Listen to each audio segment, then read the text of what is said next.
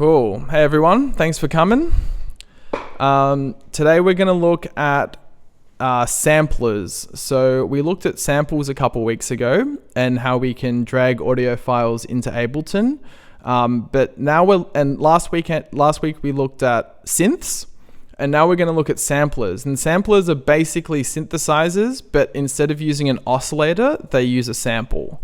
So you get the best of both worlds of being able to use audio samples, but then also you get the powers of a synth with like filters and envelopes and LFOs and those sorts of things.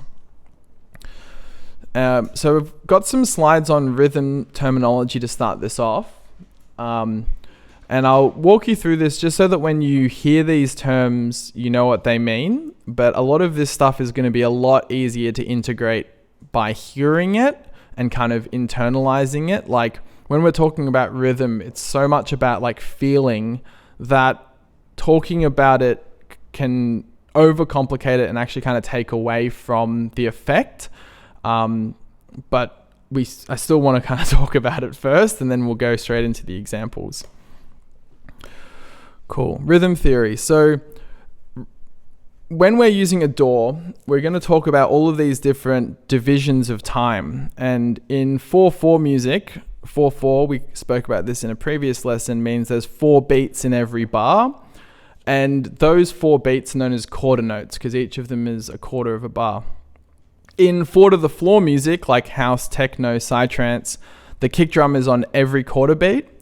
But note that a break beat refers to a beat where the kick does not hit on every beat, but this is still 4/4 timing. Like sometimes I hear people say that drum and bass is like not 4/4. It's still 1, 2, 3, 4 beats in a bar. They're just not a kick hitting on every one of those beats.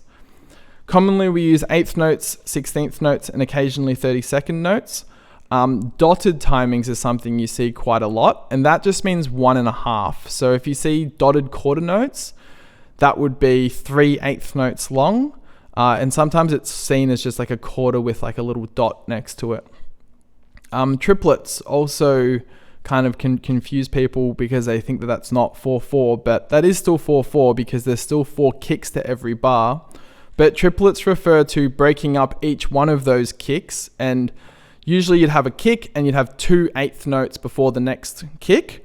But triplets, you would get 3 notes before the next kick. Oh, that's not good. So like a triplet groove is still 4/4, but once you go below the quarter, they start getting broken up into 3s. Naming the beats. So the strongest beat is where the kick drum lands, and in 4/4, this is on every quarter note. That's known as the down beat. So you can think of the down beat as the kick, and where the snare hits, which is on every second one of those, that's known as the backbeat. So usually you hear people refer to the downbeat as the kick and the backbeat as the snare. And then the upbeat is in between those, and that's where the hi-hat would sit. So you'd have like boots and cats and boots and cats, and that's like your downbeat, backbeat, upbeat groove. All right, syncopation. Syncopation, I think, is really important in dance music, especially 4/4 music, because you have your kick and your hat and your snare pretty much always hitting in the same place in every single song. So the way that you can make your groove interesting and unique is with syncopation. And syncopation refers to when you accent notes that are not the strong notes. So here you can see the blue notes would be kicks, but the yellow note might be where I'm accenting. That could be accenting with a tom, or it could be with a chord stab, or whatever I'm using. But you can see that those are not ever hitting on the strong beats. This would be called a syncopated beat, or that yellow loop on top of the blue loop would be known as syncopation. This is where a lot of the groove comes from.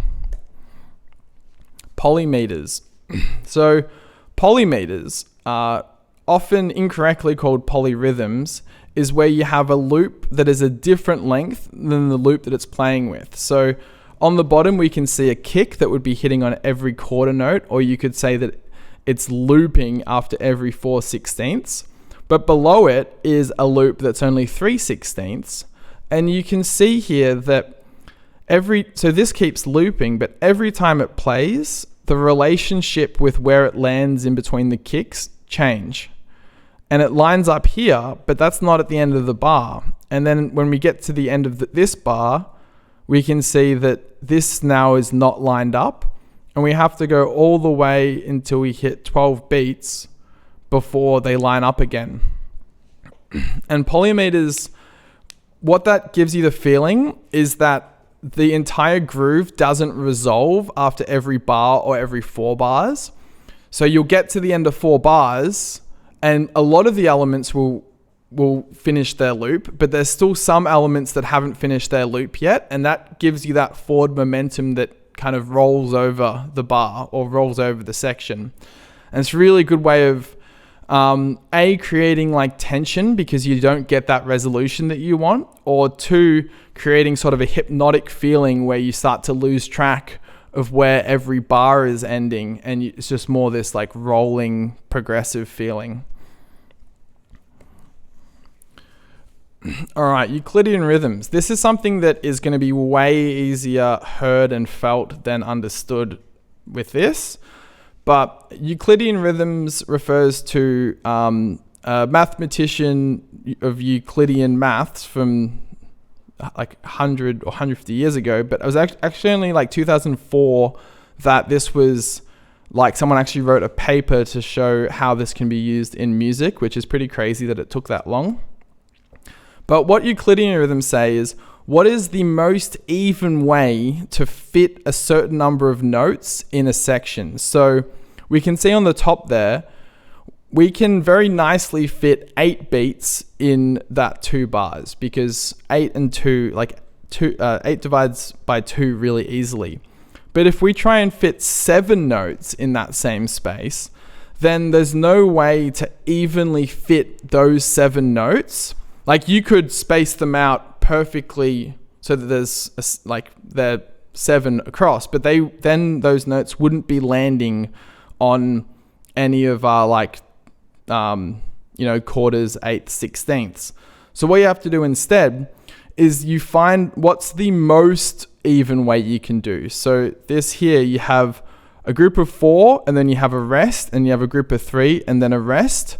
And that would be the Euclidean way of fitting 7 into there. And I bring this up because Ableton's got some cool tools to generate this. And there's just something about a Euclidean rhythm that is very pleasing when you hear it. And there's so many different ones you can use. And it's just a good kind of thing to try for introducing interesting rhythms. All right.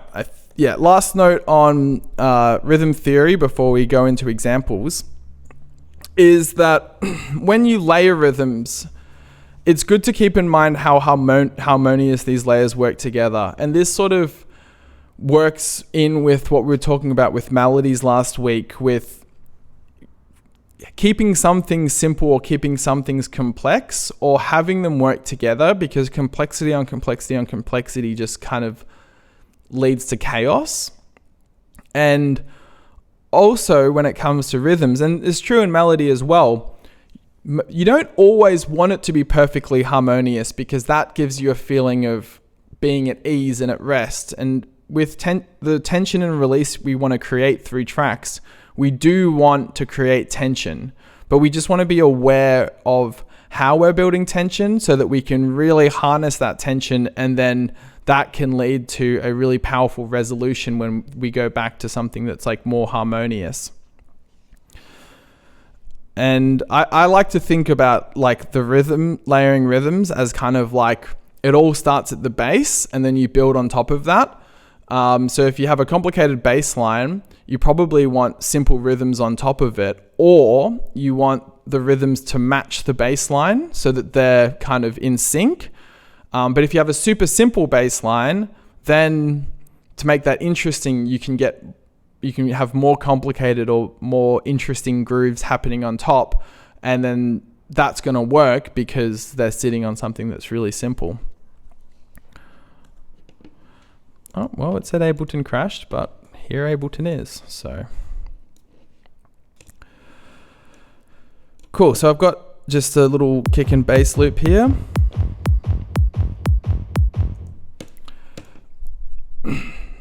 And we'll start off by looking at these concepts with some shakers. So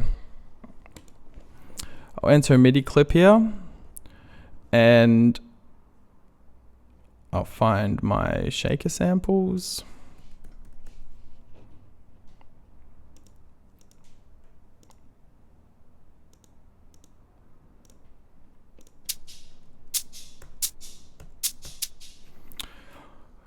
Cool. So instead of dragging this onto an audio channel like I would have in the samples, you can actually drag a sample straight into the instruments section on a MIDI channel and it will put it into something called a simpler. And a simpler is Ableton's simple sampler. They do have a sampler as well that we will look at a bit later on. But the simpler here, there's a few things I want to look at for starters. So let's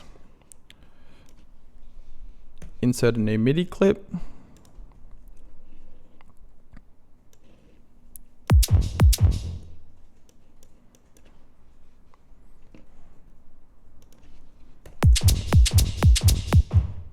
Where's that other one coming from?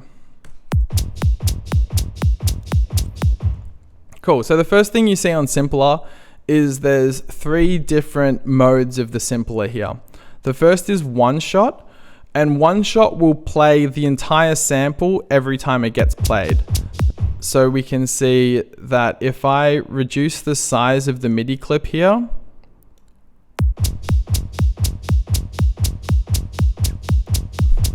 it doesn't make any difference.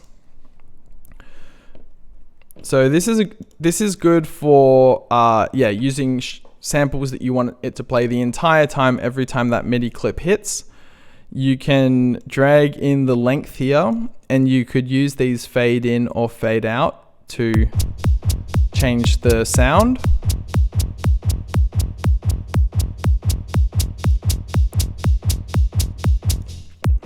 And we've got the transposition here that we can change the pitch of it. Now over here on the classic mode, this is sort of the synthy, this is the more like synthy part of a sampler or a simpler. Because now we can see that down here we have an ADSR, which is the envelope that we learned about last week, where we have the attack, decay, sustain, and release of the volume of this sample. So if I pull this sustain, if I have the sustain all the way up, it sounds like this. But if I pull the sustain all the way down, now we can see that I can adjust the length of how long it plays for. I can adjust the decay of how like sharp that shaker is just by adjusting it here.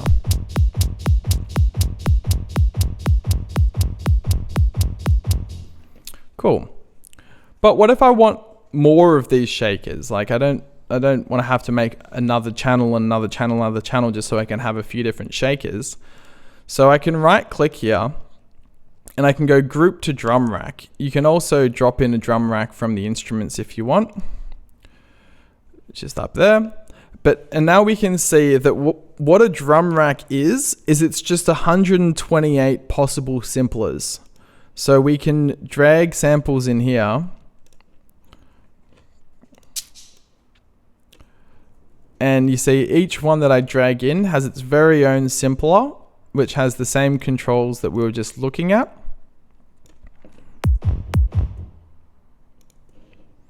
And I can't hear anything because you'll see that I haven't moved that MIDI across. So when you change it from a simpler to a drum rack, you usually have to go into the MIDI and just change that.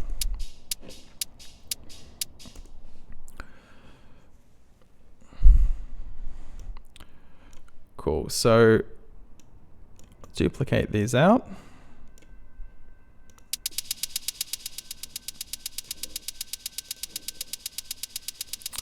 Now I can just shape it how I want.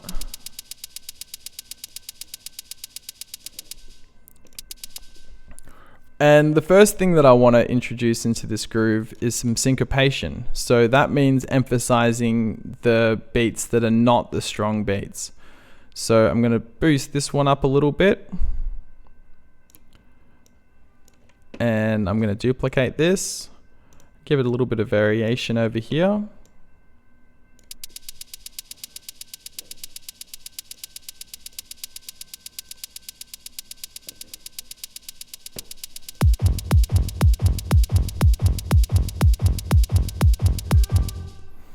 Now, one thing I want to do as I'm building up the groove, I want to try and, in my head, sort of keep track of where my syncopation is, because it's going to work well if I emphasize that on different channels as well. So I'm going to just like sort of loosely think that within a 2-beat loop, the second 16th and the last one are the ones that I'm probably going to emphasize. And as I build up more layers, I'm going to just try and think about accenting those a bit. Now this is still sounding pretty rigid, so what I could do is I could shift these around a bit so that they're a little bit delayed, and that's going to help with giving it a more natural feeling.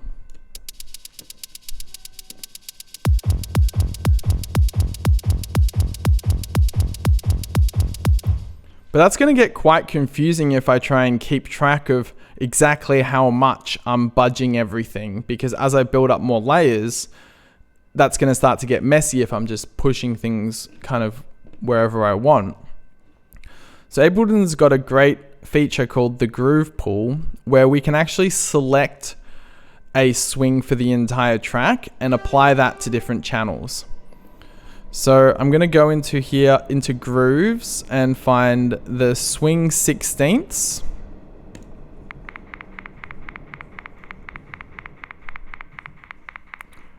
And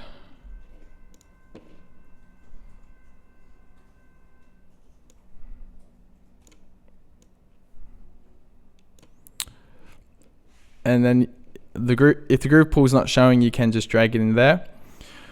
So what I like to do with swing is I like to select the most extreme swing that I can and then manually tune it rather than selecting the specific type of swing I can, because once we have this swing in the groove pool like this, I can adjust the timing, and that will basically adjust how much of this swing it's applying. So you can see as I turn this down,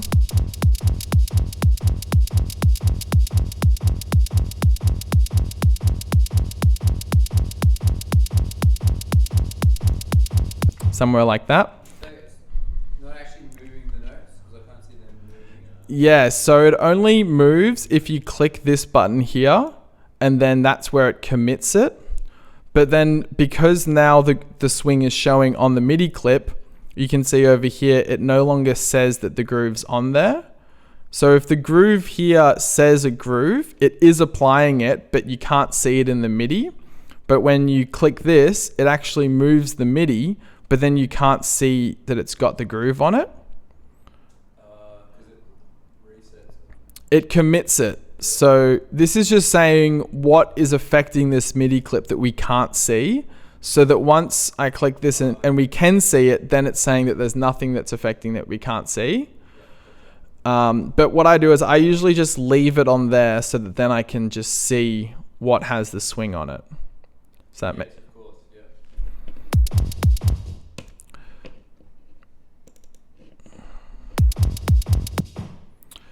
Has not committing it caused you any issues in the past? No, not really. And yeah, I would say that this probably would be more of an issue if I commit it, because then I might come to that clip and be like, oh, that doesn't have a swing, and then add it again, and then it's pushing it out, whereas just seeing it there, it's like... And then it also means while it's sitting here, if I want to I can make changes to this section, and it will affect all of the tracks that it has that swing on, which is good, because maybe when the track's really simple, I can have a lot more swing, but then as it starts to get more complicated, I go, ooh, maybe that's too much swing. So that swing there is just on this channel, Yeah. this drum rack channel? And would it be a general rule that kick and bass, or not bass, but kick, no swing? Well, So kick is your anchor. yeah. So I usually choose 16th swings. So you can see here it says swing 16th. There are options for 8th swings, but we can see that a 16th swing, it doesn't move our kick or our open hi-hat. It only moves the syncopated beats or the in-between notes, which I think is sort of what you want for dance music, because you want the kick and the hat to be like really locked in, and then you can swing around that. Because if you start to swing the 8th note, it starts to like you start moving in between, like it sounding like triplets and sounding like, so you could do that. Like I've heard, like I think some of Twisted Siblings stuff is not straight triplets. It's just like heavily swung. It's the 8th notes are somewhere in between. But then you have to be really careful to like lock into that, I guess. So yeah, there's no like I guess kind of what I'll say, and I think I'll say it again and again, is that it's good to know the rules for if you just want to like be on default or like just be on autopilot. But then if you're breaking the rules, that's when you're probably going to have to work hard to be consciously like, how am I going to make this work? And like swinging 8th notes, I would say that like that's a rule that you should just swing the 16ths. However, you could do it, but like it would become like the sound of the track, you know? But I reckon it'd be dope if you can make it work. It would just make it really hard to mix as well if you try to DJ that in with another track. Just something on kind of selecting the velocity of shakers or anything that you're giving this syncopation to. These beats that line up with the kick are always going to be competing with the kick and probably need to be a bit louder. And also the upbeat here is generally going to have a lot of stuff on it, be that a hat or, you know, other upbeat accents. So typically you actually, to accent the 2nd and 4th 16ths, you don't need to give it as much volume as you do for these ones, because they're generally not really competing with as much stuff. And I have like, yeah, that's sort of, then if you can get that just right, you can get this really awesome dynamic where, you know, you have your kick, which is loud, and then you still have that like groove in between, but it's not just all max volume, and you get a much better like breathing effect. Haven't yet nailed that, but I've seen some people use that. I'm like, oh, that's actually a really good tip to use. All right, so I'll select, say, this shaker on these beats.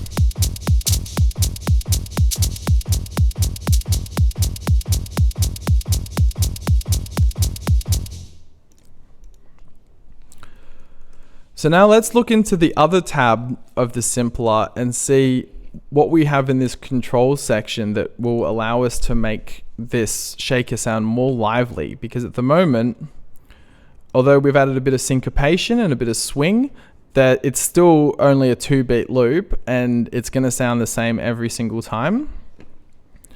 And it's all very mono at the moment as well. So one really cool feature, which I may or may not use on something this important like a shaker, is this random pan here. So when you increase this, you'll be able to hear that those shakers are now bouncing around. And that's really great for like one-off sounds that don't necessarily need to be in one place or another, but you just want them to be spaced out. What I'm going to do on the shaker is I'm going to use a little bit of that, maybe like 10%. And then I'm also going to get an LFO.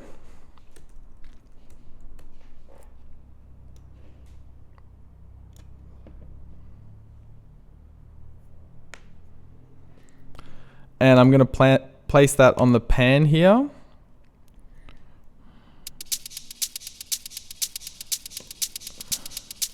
Mess around with different timings.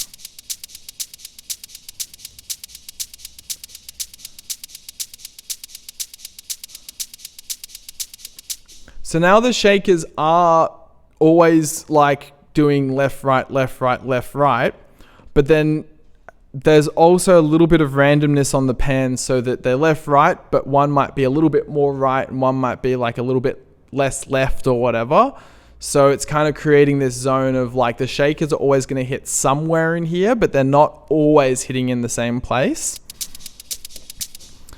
And a similar thing to, now if we think about like someone who would be actually like using a shaker, every time they like move the shaker, they're not going to play it. It's not going to sound exactly the same every time. So moving this decay around, I might just solo this one.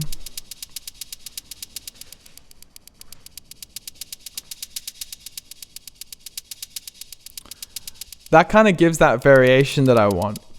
So what I could do is I could put this on random and I'll put that on the decay.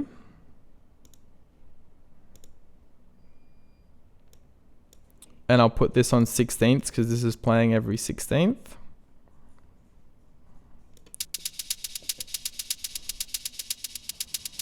And I'll just do that just a little bit.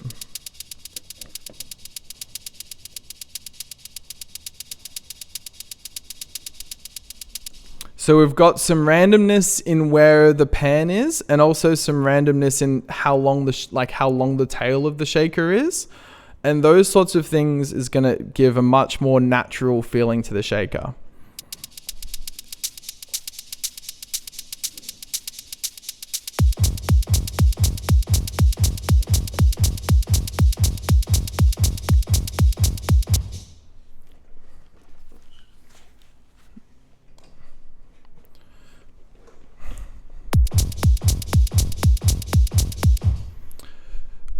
Cool. So now I spoke about having like a more complicated bass line. So that would look, so if I had a more complicated bass line,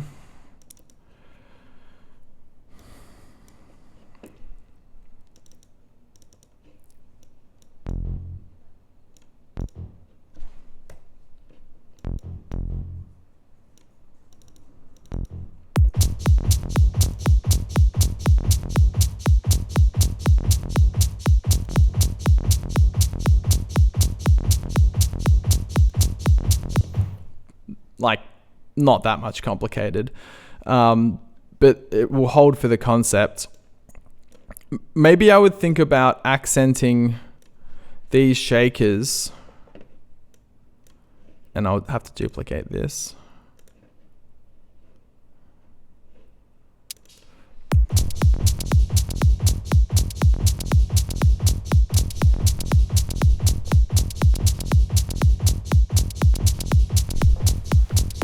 So those notes are the ones I'm going to accent. So what I'll do is I will grab all of these, and just to get them out of the way, I'm just going to push them up. I'm going to turn all these down. And I'll turn all these back on. But now we can see that, oh, it didn't really do it as much as I wanted it to. That's better. Now we can see that we've still got like that running 16th groove that we had, but like the syncopation that we're choosing to emphasize on the shakers is the same as the notes that we're hitting on the bass.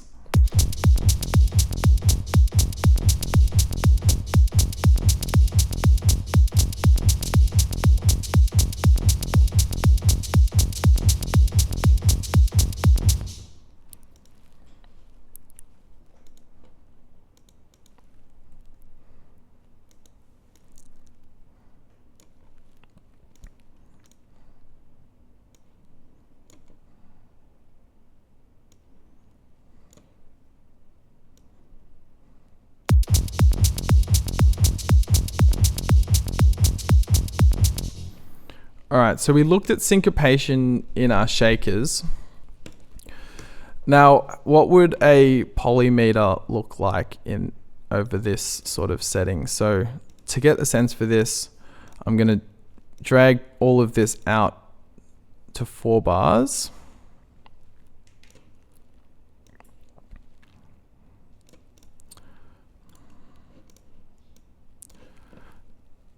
And I think we'll start with some sort of rim shot.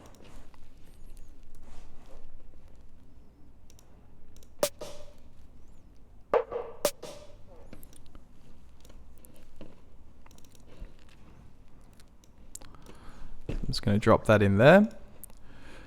And so what I said about a polymeter is it's a loop, but it's not looping in 2s or 4s. So I want this to play the same note that it played there. So I'm going to select C3 because you need to play C3 for the simpler to play the same note. Doesn't mean it's playing a C, it just means it's playing the exact same tone that is.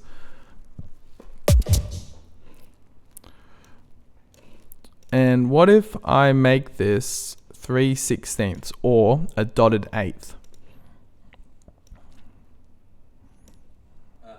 When you load a sound into Simpler, it must be the root note that you put it on for it to sound the same. You need to play, if you play C3, then it's going to play the note that it is. Because you can hear as we change the notes there, it pitches it.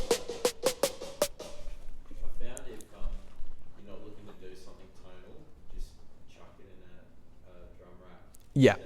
That way you've only got the one note to play with, you don't get confused. That really confused me when I first started. I couldn't work out what was going on until someone showed me, because you're playing something tonal and it's not, you're not playing, the note isn't tuned To C3. Yeah. Yeah. So, and then they showed me how to bring up like tuner and actually tune the Simpler. Yeah. So that when you play each note, it's actually playing the right note. Yeah. Not something else. Yeah, that's a good point. Yeah, we'll do that here. Group to drum rack. And now we can see that there's no notes. It's just what it is. Yeah, that way you won't get the wrong note by mistake.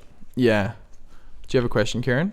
Well, would you like, that's pretty much just a semitone difference, right? You'd be able to calculate the amount of semitones that's different between that and then like just change the meaning there, like theoretically, right? Yeah, so usually what you do... Semitones up from C. Yeah.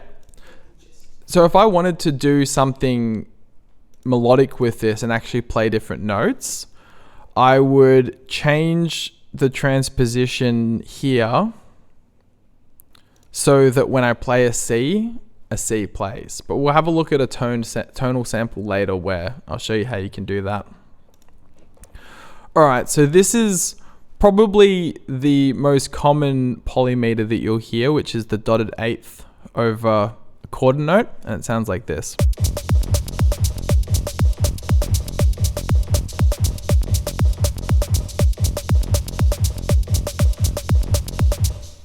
So a couple of things to note there is, one, this is just a loop. This hit is hitting at the same distance from each other every single time, but listen to how it sits in the groove, like over 4 bars, like it sounds different every single bar.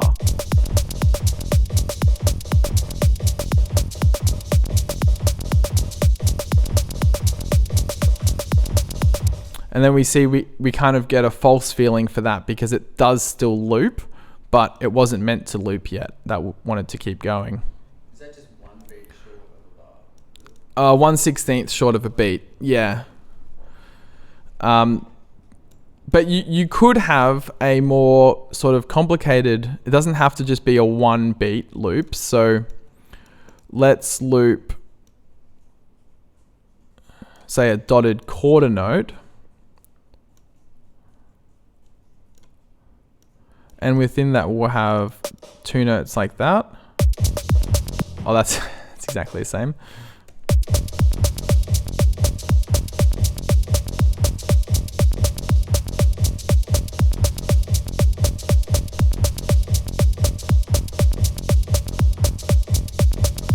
And you can just hear how like that rhythm is like so much more interesting to your brain because your brain expects the loop to be the same every time, but that element is different every time the loop plays. Oh, well, every time the beat plays in this setting. If it's incorrectly called a polyrhythm and it's actually a polymeter, then what is a polyrhythm?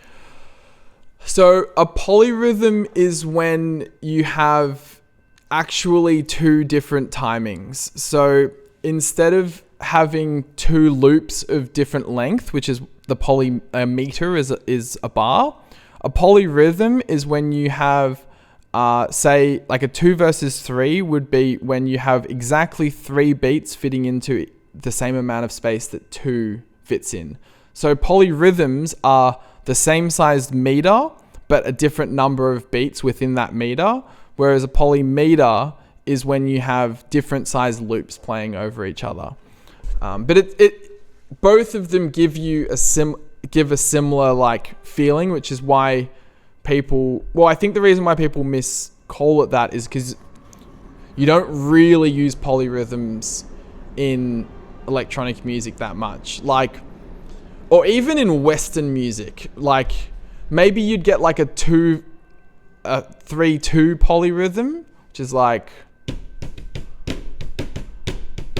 I think that's like 2 verse 3, but anything above that starts to sound quite weird. But in other cultures, they do use like polyrhythms, and that's why sometimes, like, you know, if you hear like Indian music, or like when I was in India, I was at a wedding and they were playing all of their like traditional music and like everyone's dancing to it, and I felt like I had 2 left feet, like I couldn't dance to it. But everyone else was like dancing naturally, but I was like, you know, it just felt so like, I don't know what the rhythmic equivalent of tone deaf is, but like I couldn't feel it, you know, but everyone else could because they'd grown up with those rhythms. But to me, it was like really foreign to be dancing in odd numbers. I'm always like 1, 2, 3, 4, you know, but they might be 1, 2, 3, 1, 2, 3, 4, 5, 1, 2, 3, 1, 2, that's a different time signature. That's not polyrhythms, but yeah, it's like you don't see that much, except for in metal. Like math metal is called math metal because of the polyrhythms and polymeters and that sort of thing. I think King Gizzard's probably been the best example of a band that like still rocks, but they use hectic like time signatures and stuff. And like, you know, I'll be at a concert, like, I'm like, wait a second, this is in 5s, like, but you're still like just nodding along to it. But a lot of the time, like odd timings feel weird to Westerners because we're not really used to them. All right.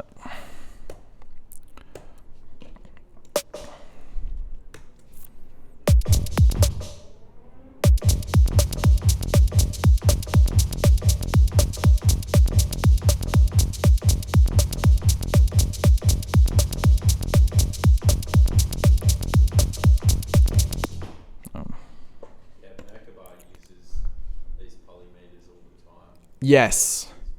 And like, yeah, a lot of hypnotic genres. I was going to say, yeah, like Hypnos is like, it never feels like you reach the end because you're like, oh, yeah. And that's yeah, done really well with polymeters. Okay. Hey.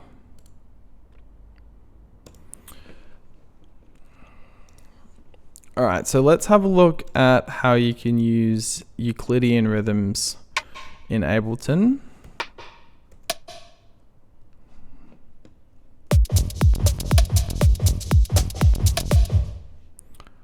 Maybe we want something a bit lower.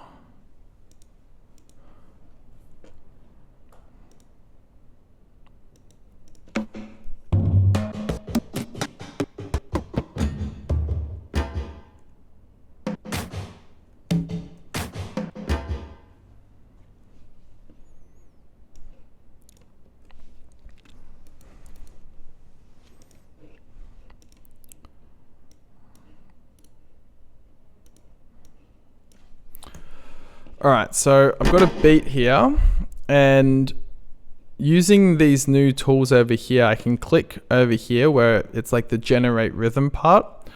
And if you go to the Euclidean section, we can see that there's, first of all, there's 4 colors, which means that you can make 4 separate Euclidean rhythms if you had 4 different sounds on this channel, like 4 different samples in your drum rack. But we've only got 1, so I'm going to turn off those for starters. Now, these 3 things is everything that defines how to generate a Euclidean rhythm. So the 16ths here is asking how big is each step that we're counting. And the steps here is how many steps are in the loop. So if we had 16ths and we have 16 steps, then that's going to be a whole bar. And then the density is how many notes are we trying to fit in every bar. So currently, nah, that sample sounds like shit. Yeah, maybe like that. But then you see that's in E, so I'm going to go across to the transpose and just put that down too. But if I didn't know that, I could look over here at my EQ and we can see that there's one note or one frequency that's particularly poking out, because that's going to be that's like the resonant frequency of this drum.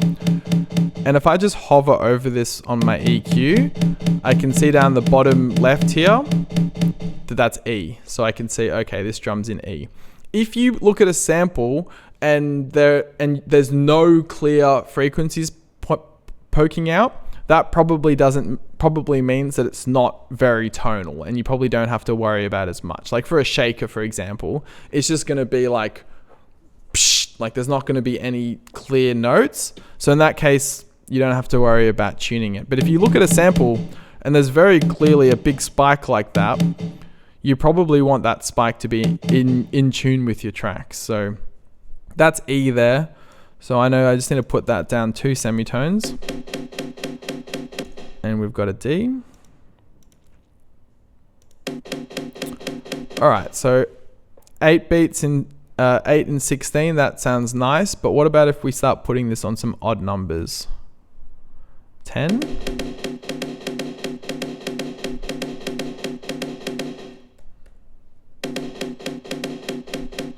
Nine, 7.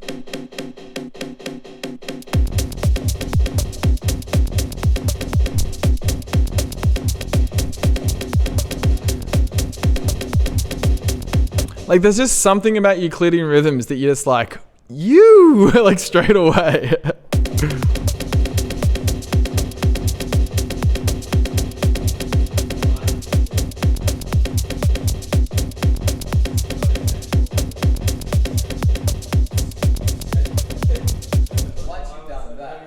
You could then, I don't know, just spitballing here, but you could possibly just go in and manually knock a few out. Yeah. And make like a nice Yeah. little rhythm and using weird little connect trick or whatever. Yeah. Oh, well, yeah, you could do that sort of stuff. But yeah, for sure, like kind of like when we would, I don't know why this froze, but when we were doing the polymeter thing, usually I'll like what we did here is like you don't necessarily have the polymeter running the entire time, but you just base the groove off of that and then make it fit into whatever sort of shape, what kind of loop you want. So this one ended up fitting quite nicely. Euclidean rhythm is only like something you can access in 12. That specific bit where it makes it like super quick, like that's only in 12, but I'm pretty sure that in 11, I think that you can use this. Oh, well, that goes into there. But there's another way to do it. Or you could just like go online and because this thing is basically just a mathematical equation. So then it could give you where the beats would go and you could just copy it across. But yeah, in 11 there was a Euclidean thing. Is that like a MIDI tool? I think there was a paid one that was a Max for Live device called Euclidean Pro. And I ended up buying that one ages ago. I don't know if it Did it actually change where the MIDI was, or it just went like as a MIDI tool, like an arpeggiator or something? Yeah, it was like a MIDI tool. Yeah. MIDI effect, yeah. Yeah, in the past I haven't actually used this in a track yet. I've just made rhythms that, like, most of the time you're not even thinking like I'm making a Euclidean rhythm, but like the more that I listen to these Euclidean rhythms, you just go like, I've heard that so many times. Like there's just something that the human ear really likes it, and you end up doing it even if you don't know you're doing it.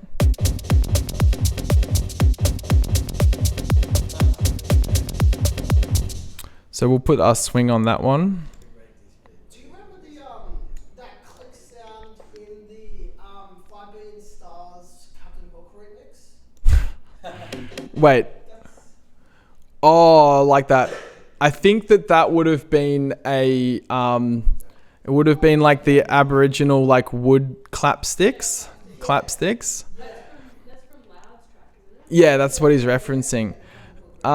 Yeah, I've actually found it's really hard to use those in tracks because it's such a sharp sound. Well, we had that in the remix I was doing recently, hey? Yeah. Really hard to mix that down. Yeah, because either you can't hear it or it's like way too loud.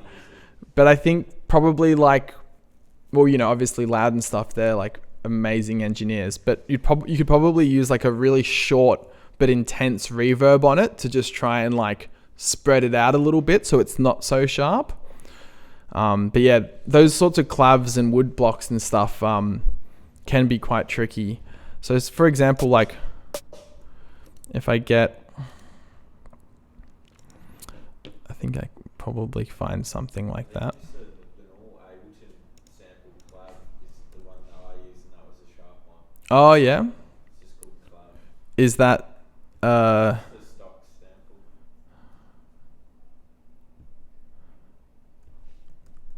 Should be like the very first one that comes up.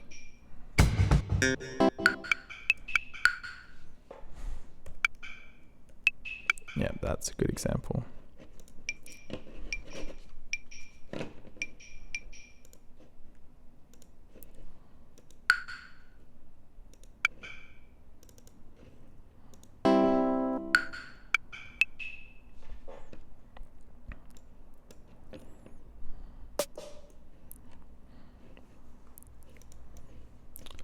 So first of all,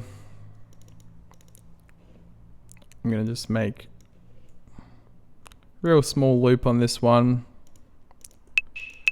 And I want to have a look at what note it is. Also an E, interesting. So I'll go down to. So there's a couple things that is going on here. One, it's quite a short and sharp sound, so that's going to make it mean doesn't exist in the song for very long every time it plays, so we don't have much of a chance to catch it. And the second thing is it doesn't take up much space in the frequency. So what kind of gives you a chance to hear a sound is how long it exists in time and how much of the frequency range it takes up.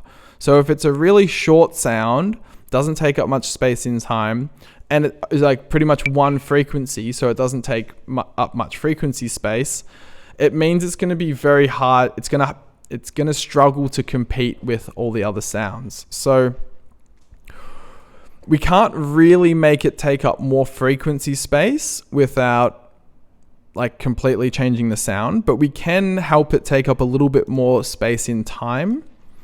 So I'll grab a reverb. And I'll have,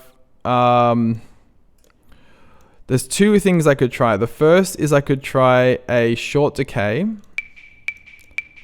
but have this quite,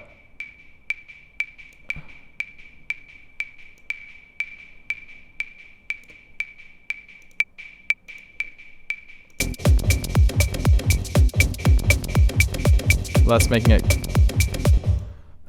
it quieter as well.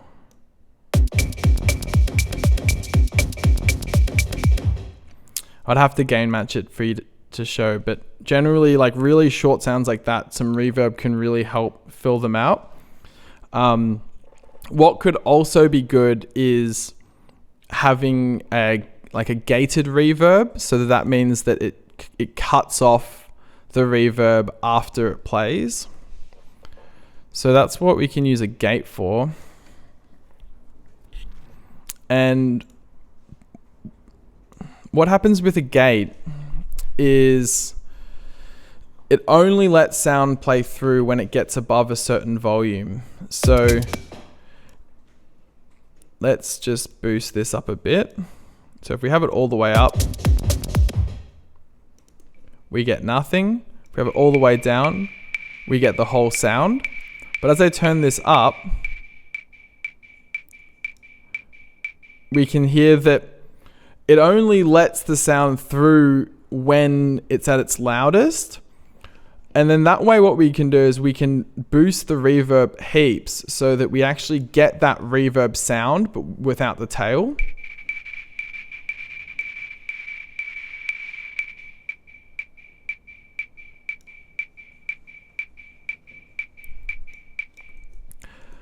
And that could also help to get these sorts of like really sharp sounds to not be so sharp, but also be really present. What made this gate reverb famous was in the 80s, they used to do it on snares, and it's like that kind of 80s snare, or like, you know, they have the same sort of snare in prog a lot, where like the snare is like super like thick, but then as soon as it finishes, it all finishes, like there's no tail to it.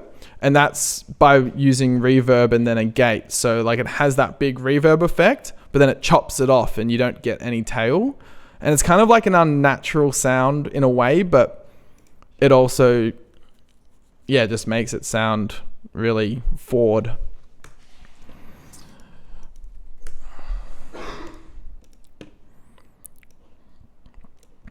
So, but rhythm doesn't necessarily have to be from drums. It's kind of where you most typically think about, rhythm and groove.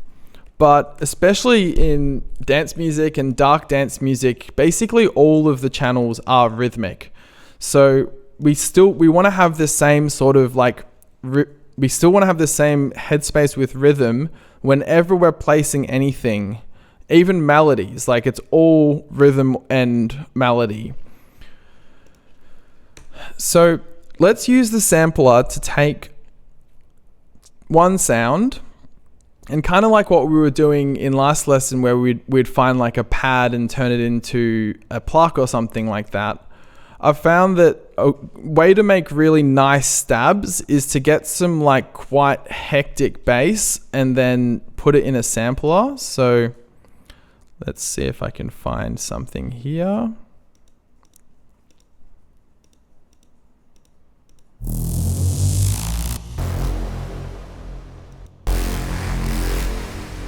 So I definitely want something that doesn't change its pitch. So this is a good start. And thankfully I can see that this is an F, so it's already telling me what it is, but same could be done if I'm gonna put some MIDI in.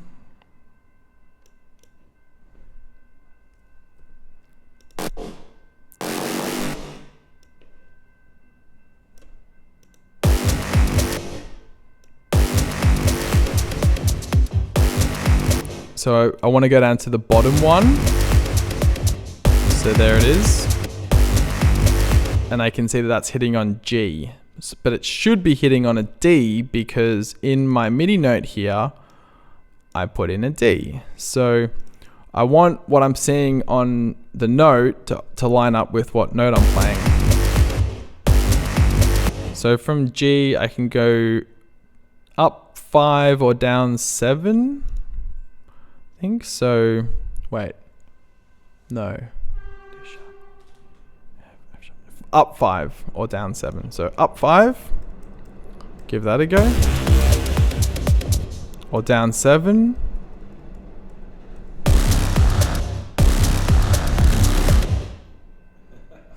it's nice, but it's not what I'm going for. So I'm gonna yeah. So I'll pitch that up, and then I can pull my EQ back up here. Cool. So I'm going to think about my syncopation again. So this one, so we've got upbeat, and then that one we've got that 16th there. So I'll put one of these here.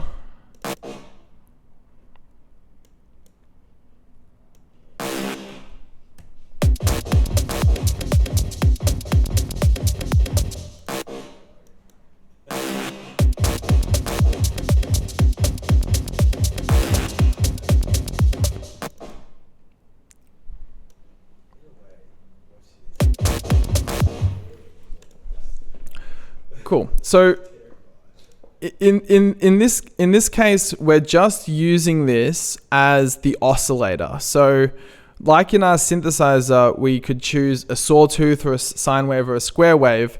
When you're using a sampler or a simpler, the sample you're dropping in, you can just use it as if it's an oscillator. So just like I would with an oscillator, I can grab the filter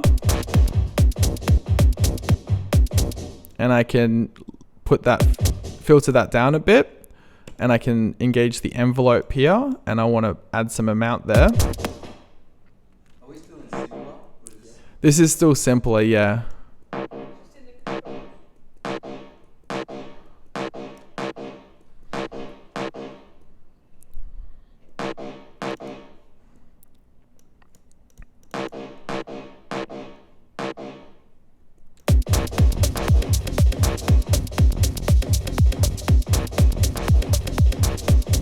So, you know, I could have just made this with a synth, but like you've got so much interesting texture going on in that sample, and then you basically just turn it into just a small pluck or something, but still the texture of that's going to be a lot more interesting. Well, not necessarily a lot more interesting, but it's a different texture than if you were to just use an oscillator. And another cool thing we can do here is we can change the start point. So I could automate that, and then we can have the different points hitting different parts of the sample.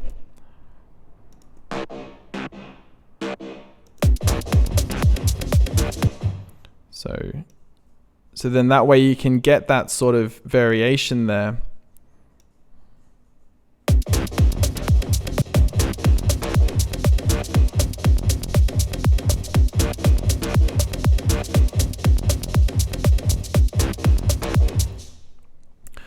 So I feel like this is dominating this sound here, and it's just, again, it's just kind of drilling on that same spot, but this is going to be a great thing to use that random pan on. So I'll put that random pan on there.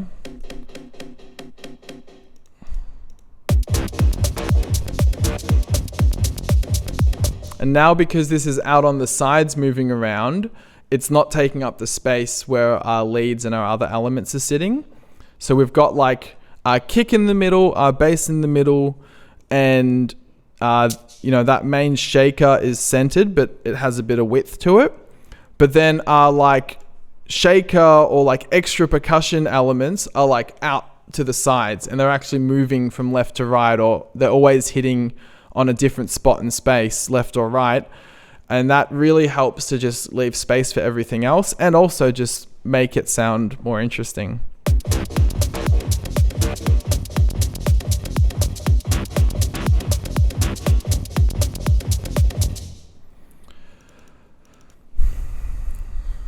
So to add some more variation here, perhaps I could change the decay time of the filter.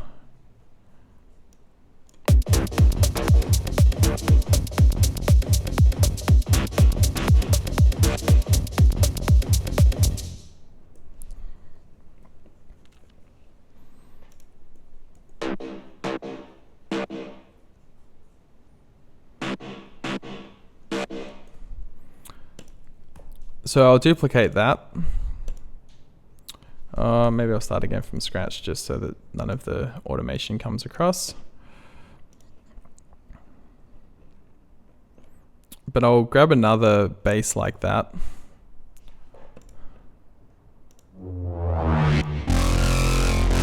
Yeah, nice. Are they stock samples these days? No, they're just like, what are they from? Minimal audio. Minimal audio. But if you search Neuro on Splice, there's just so, like, that's sort of what they call these sorts of basses, and Neuro basses. So now this time, instead of using a simpler, I'm going to right click here and go simpler to sampler. And now we've got the sampler, which we can see has some more controls in it. And I'm gonna just put in 2 long notes like so. And I remember from the previous sound that it needs to go up 5 if it's on an F.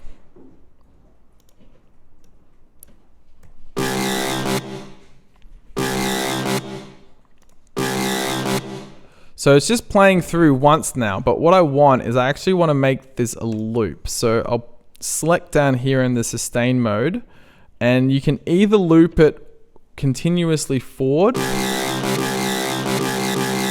which would sound like that, or you could go back and forth. And you kind of just want to see which one you like the sound of. I'm going to zoom in on here a bit. And just grab a smaller section of this.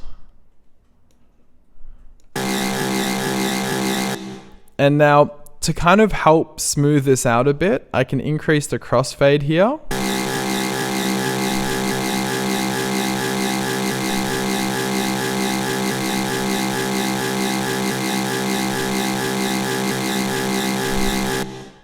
It's a bit high pitch, so I'm going to try that lower octave.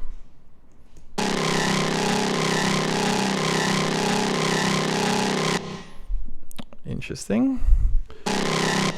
And now I think that what could be cool is now that we sort of have this like an oscillator, we can add some interesting things, like maybe a pitch envelope. So I kind of want this pitch envelope to just rise continuously in frequency from the beginning to the end here. But when I look down here, I only have milliseconds. I can't say like, I want this to rise for a bar. So what I can do is hover my mouse over, I can select a part of the timeline and hover my mouse, and down the bottom we can see that there's a duration. It shows us what's the length in like time derivative, quarters or eighths or whatever, like how many bars. We can see it's 1 bar, but over to the left we can see that it's also 200 milliseconds there. So was that 2 seconds? Oh yeah, 2 seconds, sorry. If we get a smaller size,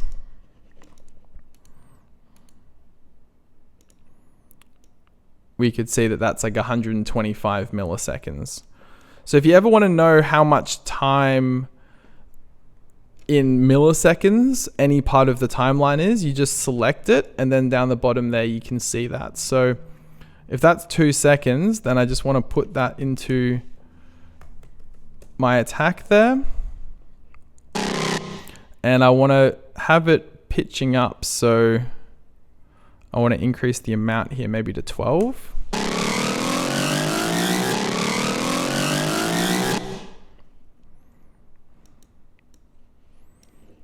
And maybe we have it rise halfway, then fall the other half. So that would be 1 second up, 1 second down.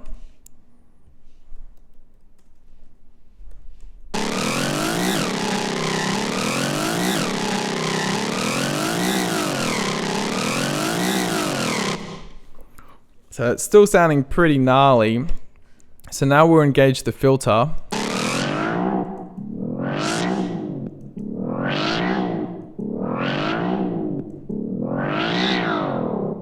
So I can draw that in there.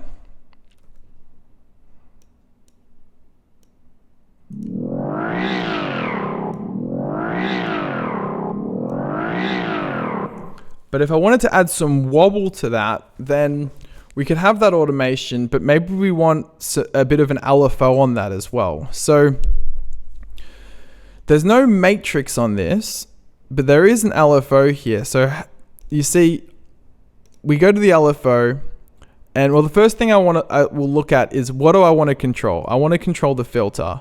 But when I look around here, I can see that there's a way to change the velocity and the key sensitivity to this filter. But there's nothing here that says modulation or envelope. So I'll go over to the modulation. There we go. On my LFO, it shows me what I can map that to. So I'll map that to the filter.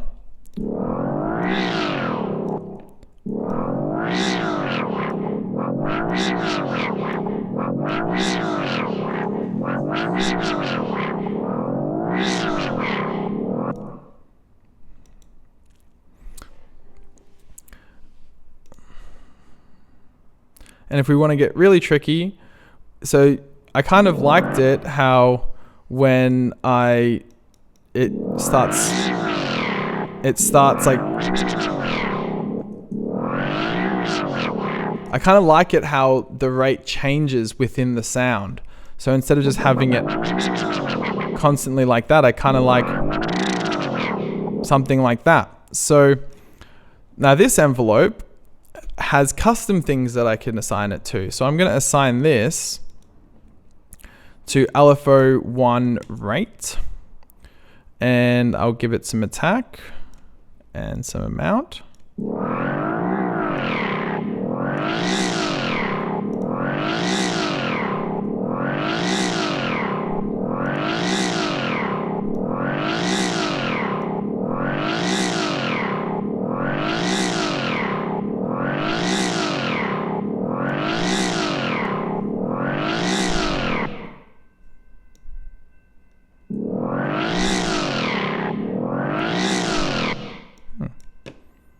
Can't really hear it that well. Let's get rid of this for now.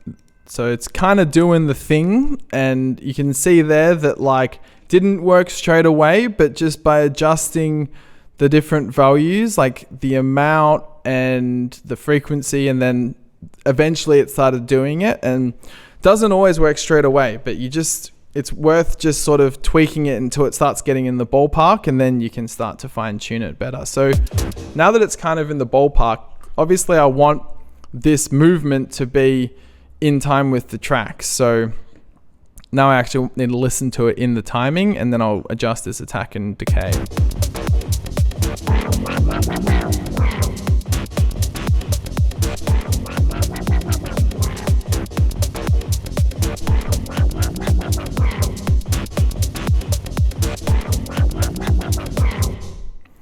Now, what's really cool about using a sampler for doing like a bass sound like this, which you probably generally wouldn't necessarily think to do it like this, means that like it's really easy for me to just swap in another sample, and that other stuff is going to stay the same, and I can just try completely different tones.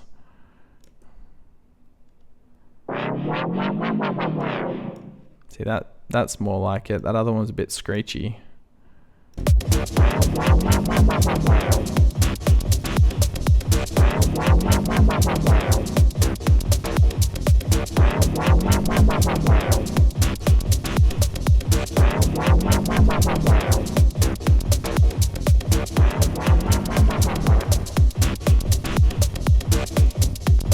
Bit of reverb on there.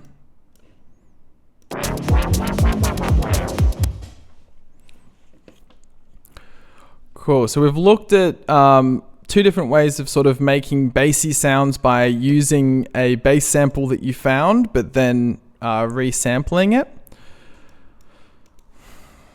Do you guys want to take a quick break, or you all good? Yep. Cool. So I want to talk a little bit more about using timing that's not on the grid. And I think it's going to be a good idea, could be fun to use this one. Because this is a regular rhythm, that comes into the track.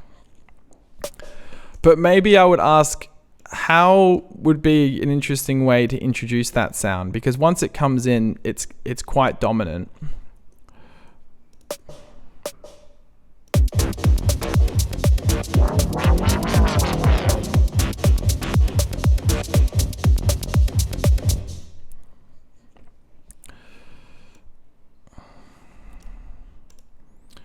And maybe I'll put it back, just for the sake of this example, I'll put it back to a more quick loop, which we had before, like so.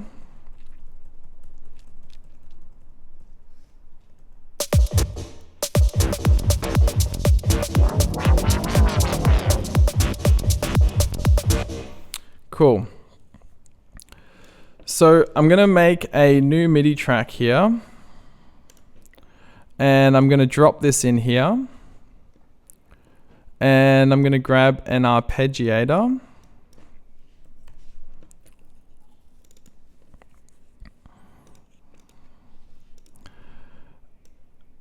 And I'm going to put just one really long, maybe even the whole thing. And I'll put that on C3 so it's the same note. And I'm going to change this from a simpler over to a sampler, because there's a couple extra features that I want to use in this. And I'm going to grab my arpeggiator and I'm going to turn off the synced. So now we get this sort of control.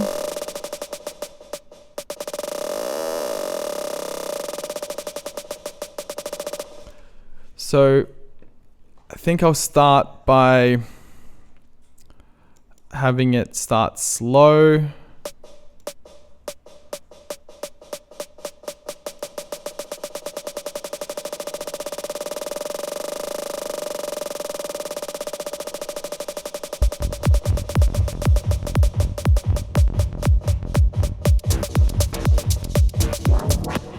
And it would be really nice if this slowed down perfectly so that then when that clav comes in, then we're like, that's the rhythm. So we're in this same situation. Well, we turned the sync off and now we've just got milliseconds here, but we want it to be perfectly synced by the end of it. So I can go over here and select the amount of time that it's playing in the groove that we want, and look down the bottom and I can see 375 milliseconds. So I'm just going to right click here and go 375. And maybe even I'll land there a little bit before. So then we get something like this.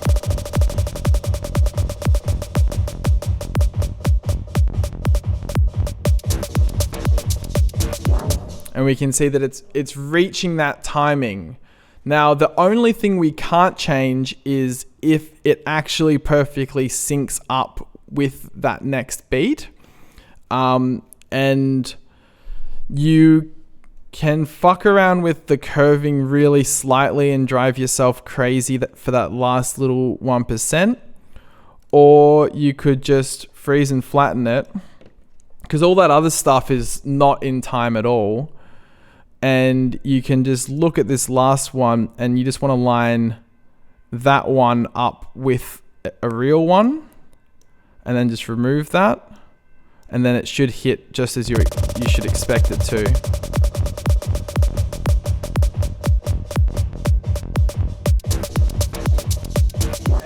It doesn't matter what you do before. It only matters at that end. Yeah, pretty. Like if it's crazy over there. Yeah. And then as long as it... And then come back in and... Yeah.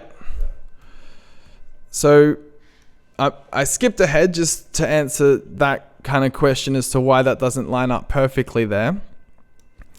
But now let's have a look at some other cool sound design stuff we can do. And I really like to use my perks as sound sources for sound design as well. Just for the reason that then you're keeping more similar textures, and it just adds to the psychedelia if like sounds are being used in different ways and morphed, and something like this, like it starts out like a squelch and then it turns into a perk and you're like, whoa, I didn't see that coming. Yeah. Those clips that you took the time from, Yeah. you have to have them the right length in order for them. Oh yeah, like you would just want to select whatever the timing is between them. Like the other thing I sometimes do this with is like hats or an offbeat, or an upbeat. So I would just like select an eighth note and then choose that 250. But my most common sort of rhythms are like eighths or dotted eighths, and yeah, that's a dotted eighth there.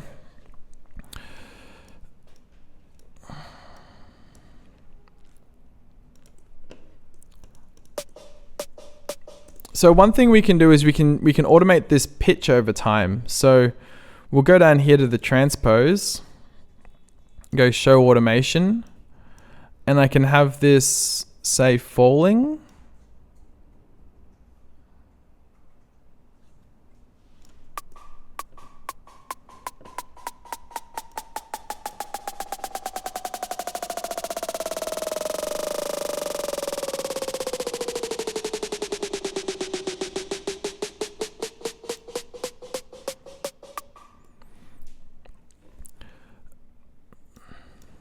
And we could also add some filtering there. So I'll engage the filter here, and I think I want a bandpass filter for this one.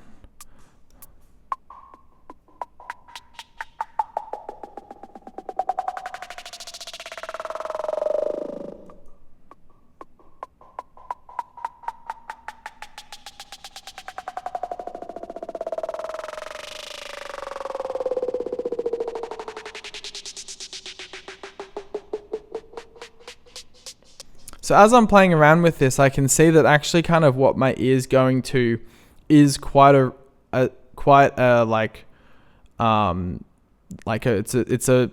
bar or two, like it's a looping pattern. So by all means, I could just use an LFO to do that. But I think I'm just gonna do the automation here.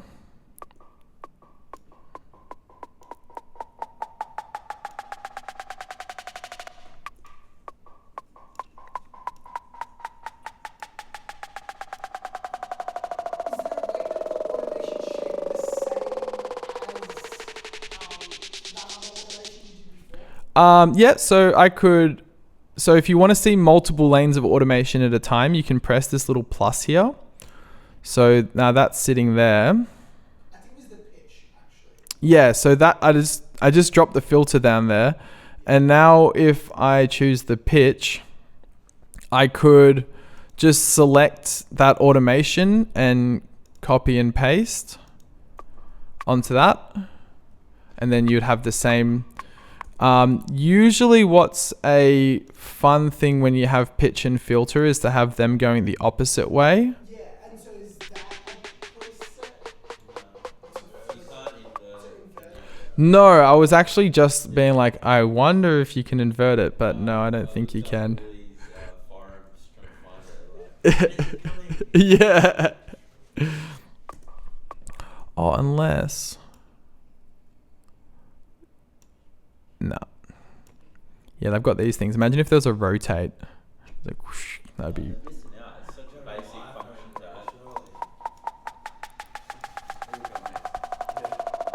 Yeah, you just have to pay another $350 and then you get that feature.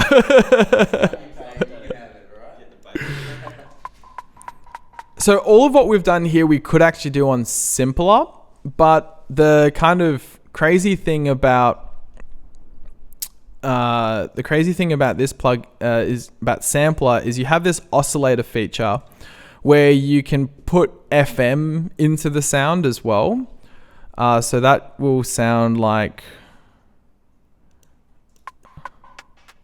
if you boost it all the way up.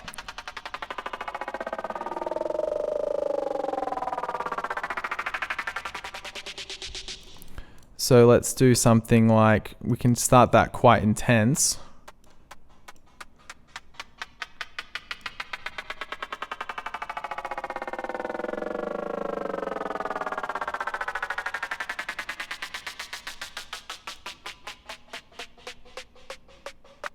So it's like, starts out as something that's like not a drum at all. And then it, as it comes in, it's like turning more into the drum, and then it will lead into that actual drum sound.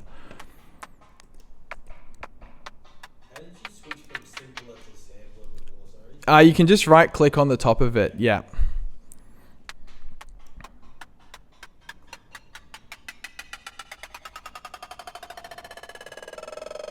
And we can see, depending on the coarse pitch I choose for this FM oscillator, we can get really different tones.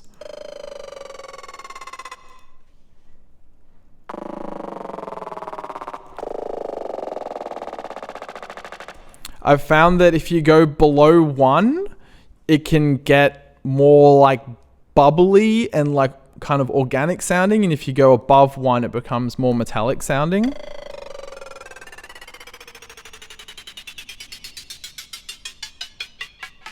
And automating that actually kind of sounds pretty cool.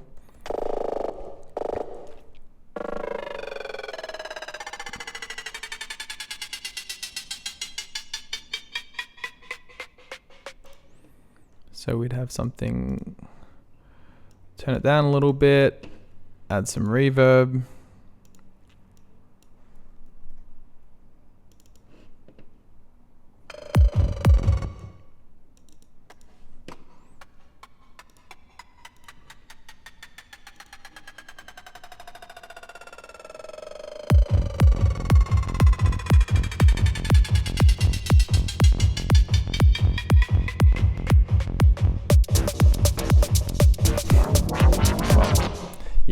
But that's one, just if you need rises and like, or squelches or things like that, like by all means you can make it with a sawtooth, but you could also totally just make it with a drum like that. And you just get all sorts of new textures doing it that way. And it can be a really good way of introducing sounds in your track by like having them start as something else and then bring it in as the drums build up.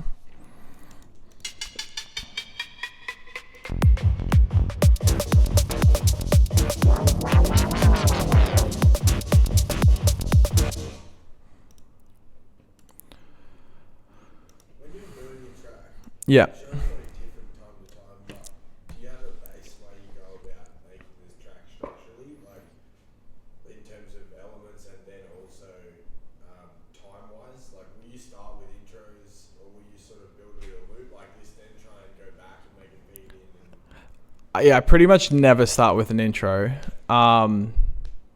Usually what I'll do is I'll work on a loop, or maybe 2 loops, like an A loop and a B loop with like the same sounds, but maybe a different groove or different feel in each one. And I'll work on that until that loop is like super busy. And that usually means like turning off some channels, adding some more. And then once I know that like I've got a lot to work with, then I'll lay out a general structure for it. And that way, at least you can just go ahead and block in the main parts rather than writing 8 bars and then being like, what's going to come next? Oh, I'll make that sound. And then you make it and you get frustrated and, you go have lunch and come back. And then when I used to write like that, because I did, so many of my songs would be like, you start at the beginning and then you get to the end and you're like, is this the same song? Like each drop sounds so different because you write each drop like a month apart or longer. And, you have different influences. There's many, many studio sessions where every studio session is a different section of the track. and you have different inspirations and different moods, and you end up with this track that's like, yeah, disjointed or just all over the place. So yeah, I try and like really focus on working on just the 1 or 2 loops until I can go like, I can see where the structure should go, and then I'll usually do the structure in like one go, like, because you know, once you have the blocks, it's easy. You just, you know, you could even that's like, if you're struggling with structure, you can drag in someone else's track and that's the same BPM, and just add, like, you can add markers like this. So I could say like, you know, drop 1, and then this is like drums come in or something like that. So you could have their track and put markers along their track and just mark down what's coming in and what's going away in each part. And then you delete their track, and all you've got is the structural markers. But then you arrange all your loops and all your sounds with that structure, and like no one would ever know that where that structure idea came from. It's almost like a groove in a way. Yeah, and it's just like, you can trust that those, like, you know, people that you really look up to and music that you really like, they're obviously doing something right in the structure, and building energy and having that energy progress and then change over time is something that, like, it's a very macro structure of the track. Like, you zoom out and you can see it, which means that you only get better at that every track. You have to finish a whole track before you can try that again. Whereas like EQing or like sound design, you might make 100 sounds per track. So your sound design is improving a lot quicker than your track structure, because your track structure, you know, takes more time. But also just like listening, I think DJing really helps with structure. Like, that's one thing that I think people who are DJs seem to really get track structure and arrangement really well, because they really know how to feel the energy of a track, because they're constantly, every time they hear a track, they're like, oh, this is a mid-energy dark track or whatever, you know, like you're constantly categorizing where you would mix it in, where you would mix it out. So I think that helps with track structure as well.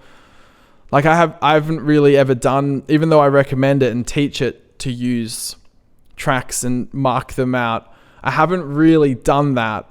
But I do and have just always listened to so much dance music that I feel like, and I listen to my own songs on repeat, so that when, you know, I might have a session, I'll listen to it, and on the third listen through, I'm like, ugh, this bit doesn't feel right, you know, like you just know if it's not working or not.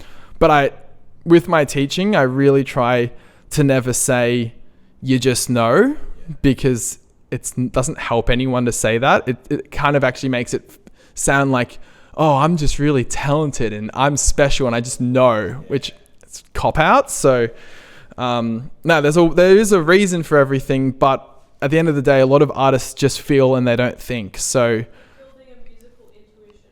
Exactly, yeah.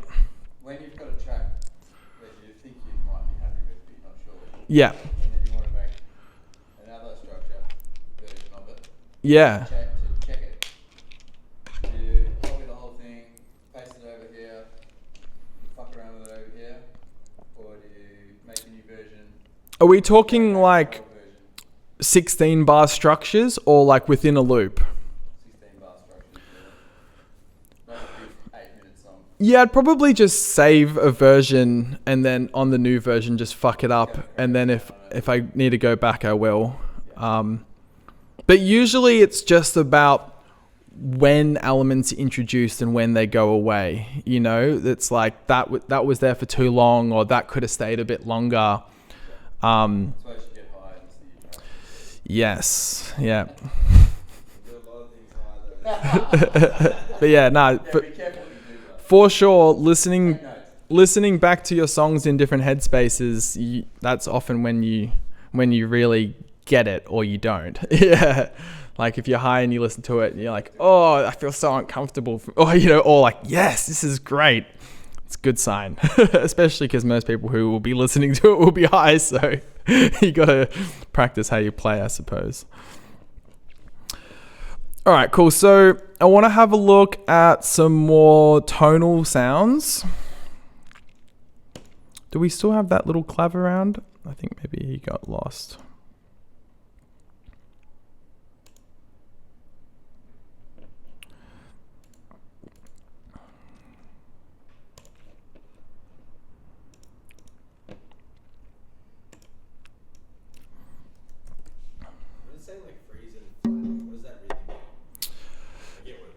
Yeah, so freeze and flatten is generally referred to just bouncing. Bouncing is when you just turn something to audio. Freezing means that channel is no longer running the plugin, like it has basically remembered what the plugin is doing for the entire time. But when it's frozen, there is still an option to unfreeze it. But flattening, once it's in audio, unless you press Control Z, if you keep going, you can't unflatten. But the benefit of having it flattened is then you can actually see the audio. Whereas when it's frozen, it just looks like it's whited out. So again, like it doesn't give you any more visual, and you can't reverse it. Whereas once you have flattened it, then it's audio and you can stretch and reverse it and all of the fun stuff that we like to do with audio. Freezing it will free up your CPU. Yeah. And if you're not willing to like commit it yet, like if you're like, I'm going to come back to that sound, but it's killing my CPU, you could freeze it and then just come back to it and unfreeze it whenever you want.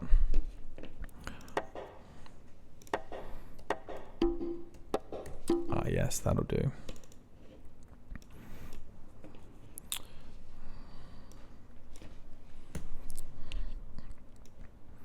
So I'm gonna put in some MIDI notes here. And just like we did before, first I want to do is tune this bongo. Everything's in G today.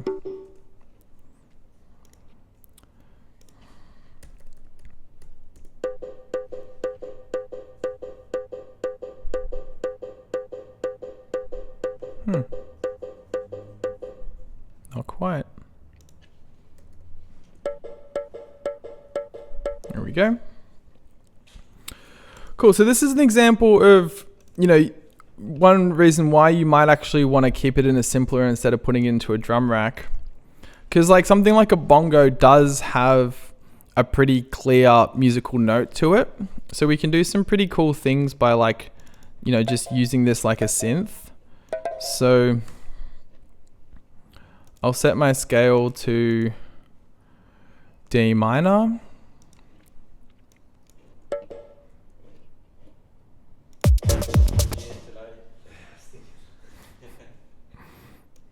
No, I'm not feeling sad.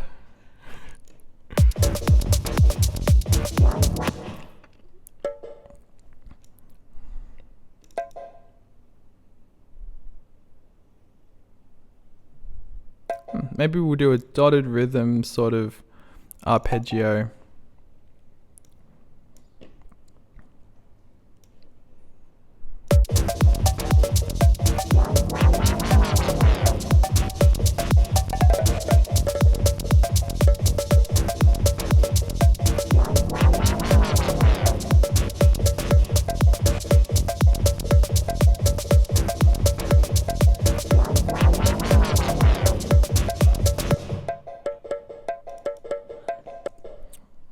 And you could even take that a bit further and do something a bit like more melodic with that. But something like bongos and these sorts of things, having like a bit of like pitch shifting in them can really make it sound quite interesting. And also it sort of breaks it out of this like, oh, that's just a drum that's being hit. And now it's some sort of weird instrument that's being played. And just like how we took the drum hit and turned it into like this weird squelchy thing, like taking samples and making them into things that they're not usually is a great way to make an interesting sound. Maybe on this one, I'll just put some echo.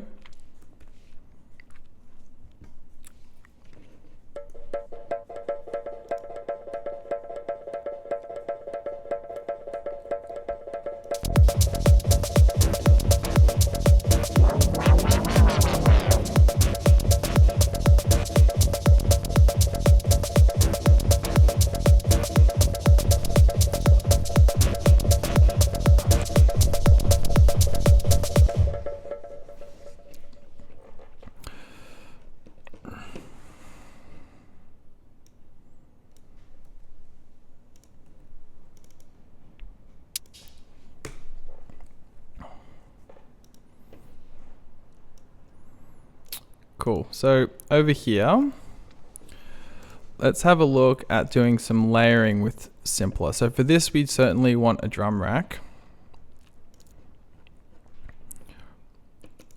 I'll start out by just finding a snare.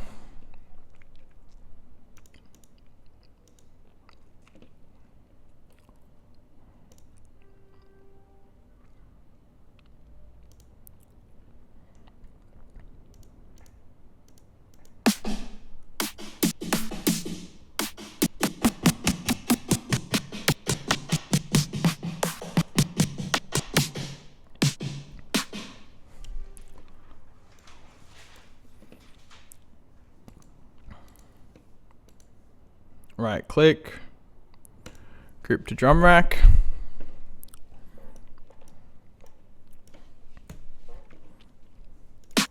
Twos and fours.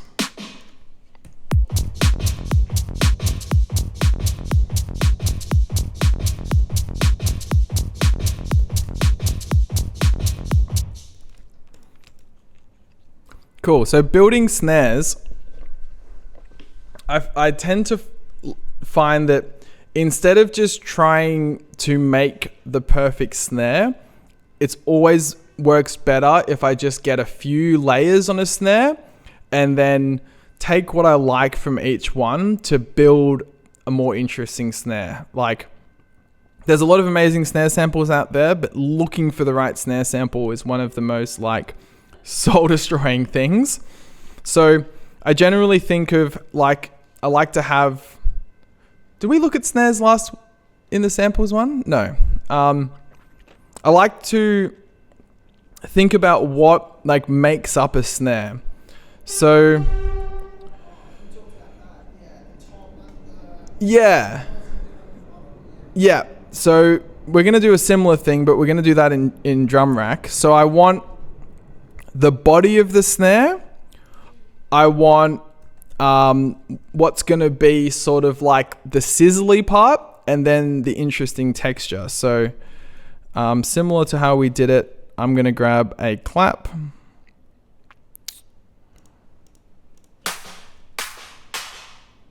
Oh, those are more like 808 sort of snares.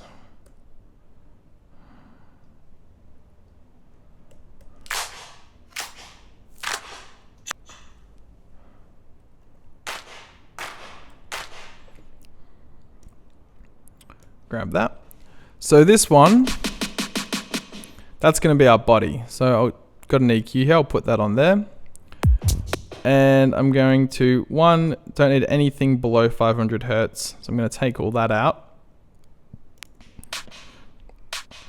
And now on my clap, I want to make sure that all of these samples have this line right at the beginning of them. Let's grab another sort of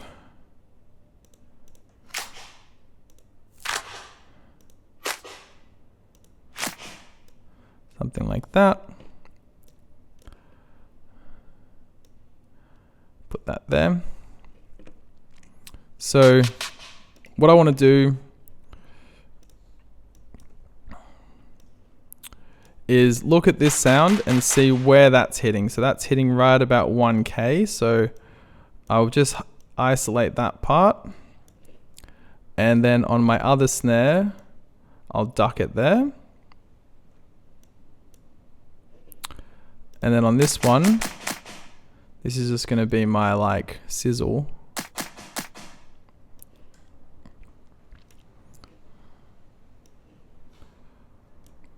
and I'll get rid of most of that stuff and just have it something like that. Now the magic kind of comes in here where, because I've got these all lined up now I can just work with the MIDI, and we can start off like this, but I want to just shift these around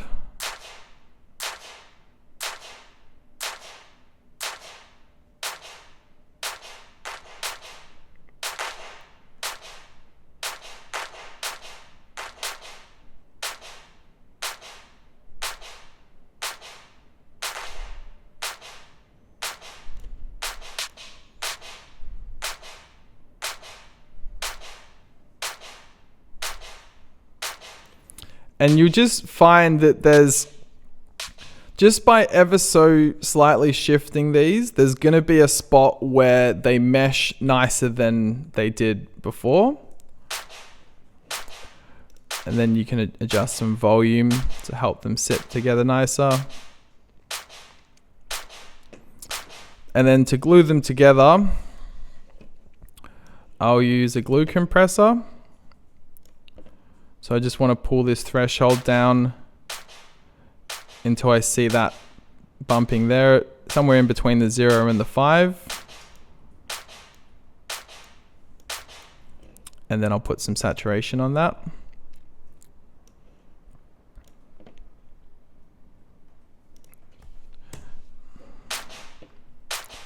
And then some reverb, but we just want that reverb to be real subtle.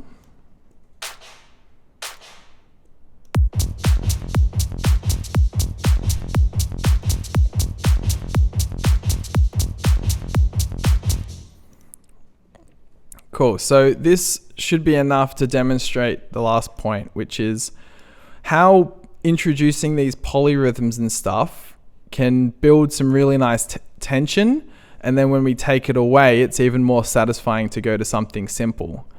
So say we have this groove.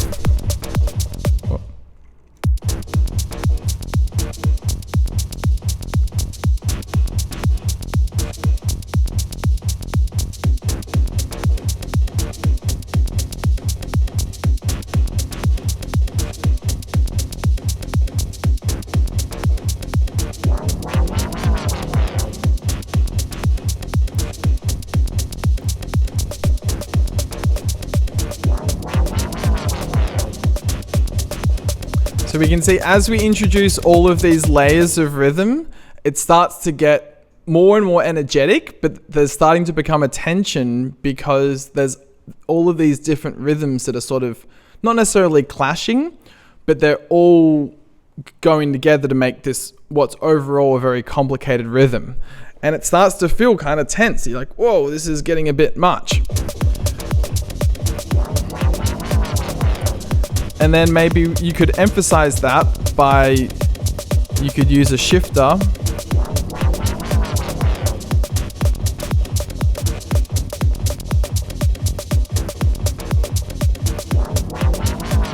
Just on fine.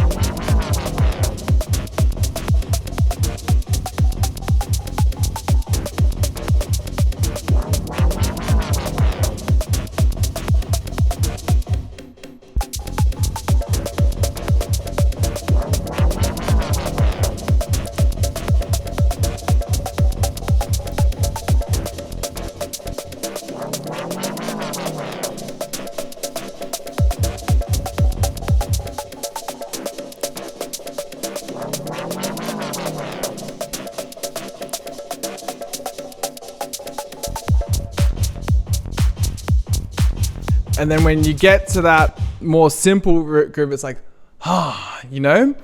And I did end up adding a bit of frequency pitching on that, but there wasn't, we weren't using any risers. We weren't necessarily like using a filter to filter out the kick and the bass. We were building tension purely through like adding polyrhythms and these rhythms that feel more and more tense, so that then when we get that release, you can take it away. So this is an example of how just through rhythm and layering rhythms, you can build that tension and release depending on how complicated versus how simple the rhythms are in a certain section.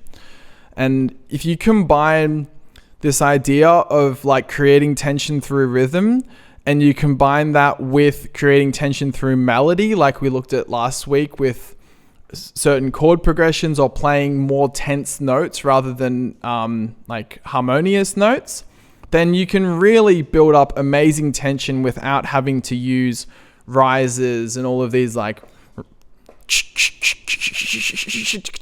you know, like all of these typical like pump up building noises, or like filtering and stuff. And not to saying don't use that, but it just yeah, but it just shows how like that tension and release is in like everything that you do, and there's so many different ways to incorporate that, and there's not like a wrong or a right, it's just how it feels. So if you're making a groove and you're like, oh, this, you know, it's groovy, but like it's really high energy, just think about that and be like, this is a high energy groove, or maybe this is a tense groove. And that just makes you think, like, if it's a really high energy groove, like this, like maybe that means that it's going to take, I need to really build the energy up to that. Whereas like, you know, when we heard this, just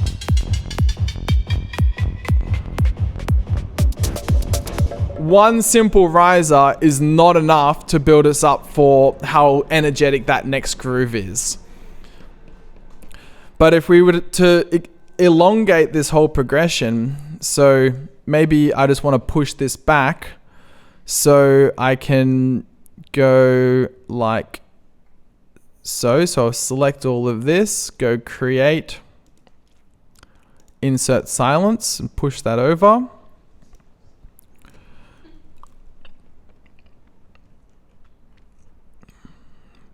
And this is sort of how I would, do arrangement, like turning a loop.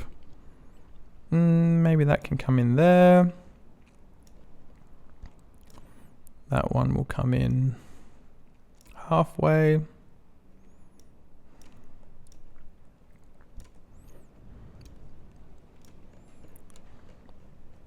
what you were doing there too, with just like soloing channels basically, or like muting some channels while it's basically just looping. Mm-hmm. It obviously almost creates a bit of a jam style session. Yeah. Can you record that, what you're doing there at all, or no? That's a good question. To then go back to this for a while. No, you can't. You just kind of have to remember it. Like that's where session view comes in really well. So you know, you could Do that in session view more rather than. Well, I guess you could put these into session view, couldn't you? Yeah, so that would be one way to do it. So I have DJ, that's how I think. Yeah, it's totally. Interacting with me like that. And that is exactly like what I would be doing. Once I'm in the loop, I'm doing that to try and get a feeling for like which elements should come in together and stuff like that. And I could do that by, I can just grab these and hold down tab. Oh, where did they start off? Lost track of it. Bongo.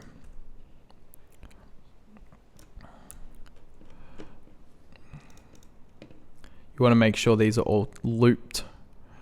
Otherwise, they won't loop in the other mode.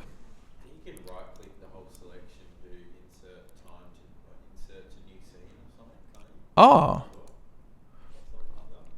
Yeah, consolidate time to new scene. Oh, cool.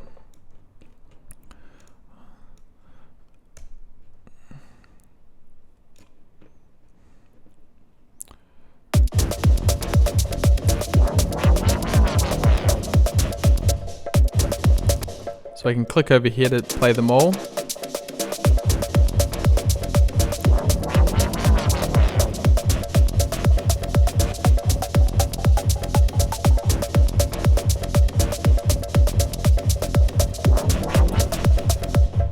And then what you were talking about, Lockie, couple of different things you could do. You could create that sort of progression through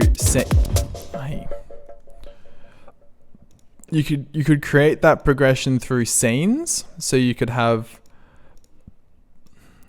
them sort of split up like this, and these will copy down.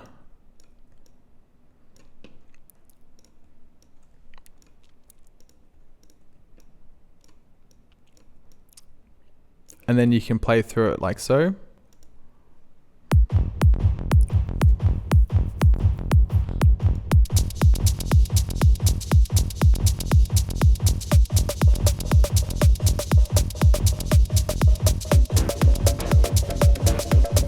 You know, you could do it like that. The other way you can do it, if you like, this is going to be easier if you have a MIDI controller.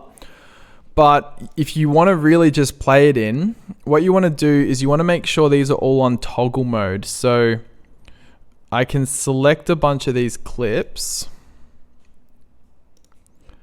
and click over to here and change the launch mode to toggle, which means that when I click them, they turn off, and when I click them, they turn on. And I can hit just record up here.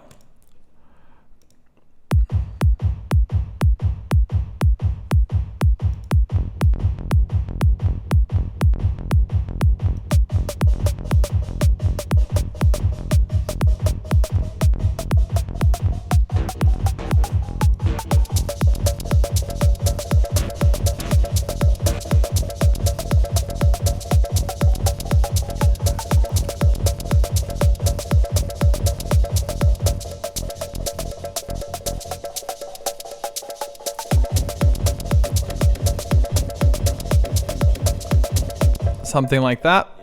And then when I press tab, you can see that all recorded out.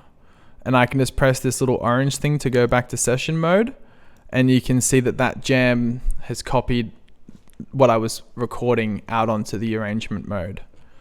So if you built like a big jam in session, you could just hit record and just play out for 8 minutes. And then when you press tab, that'll all be there.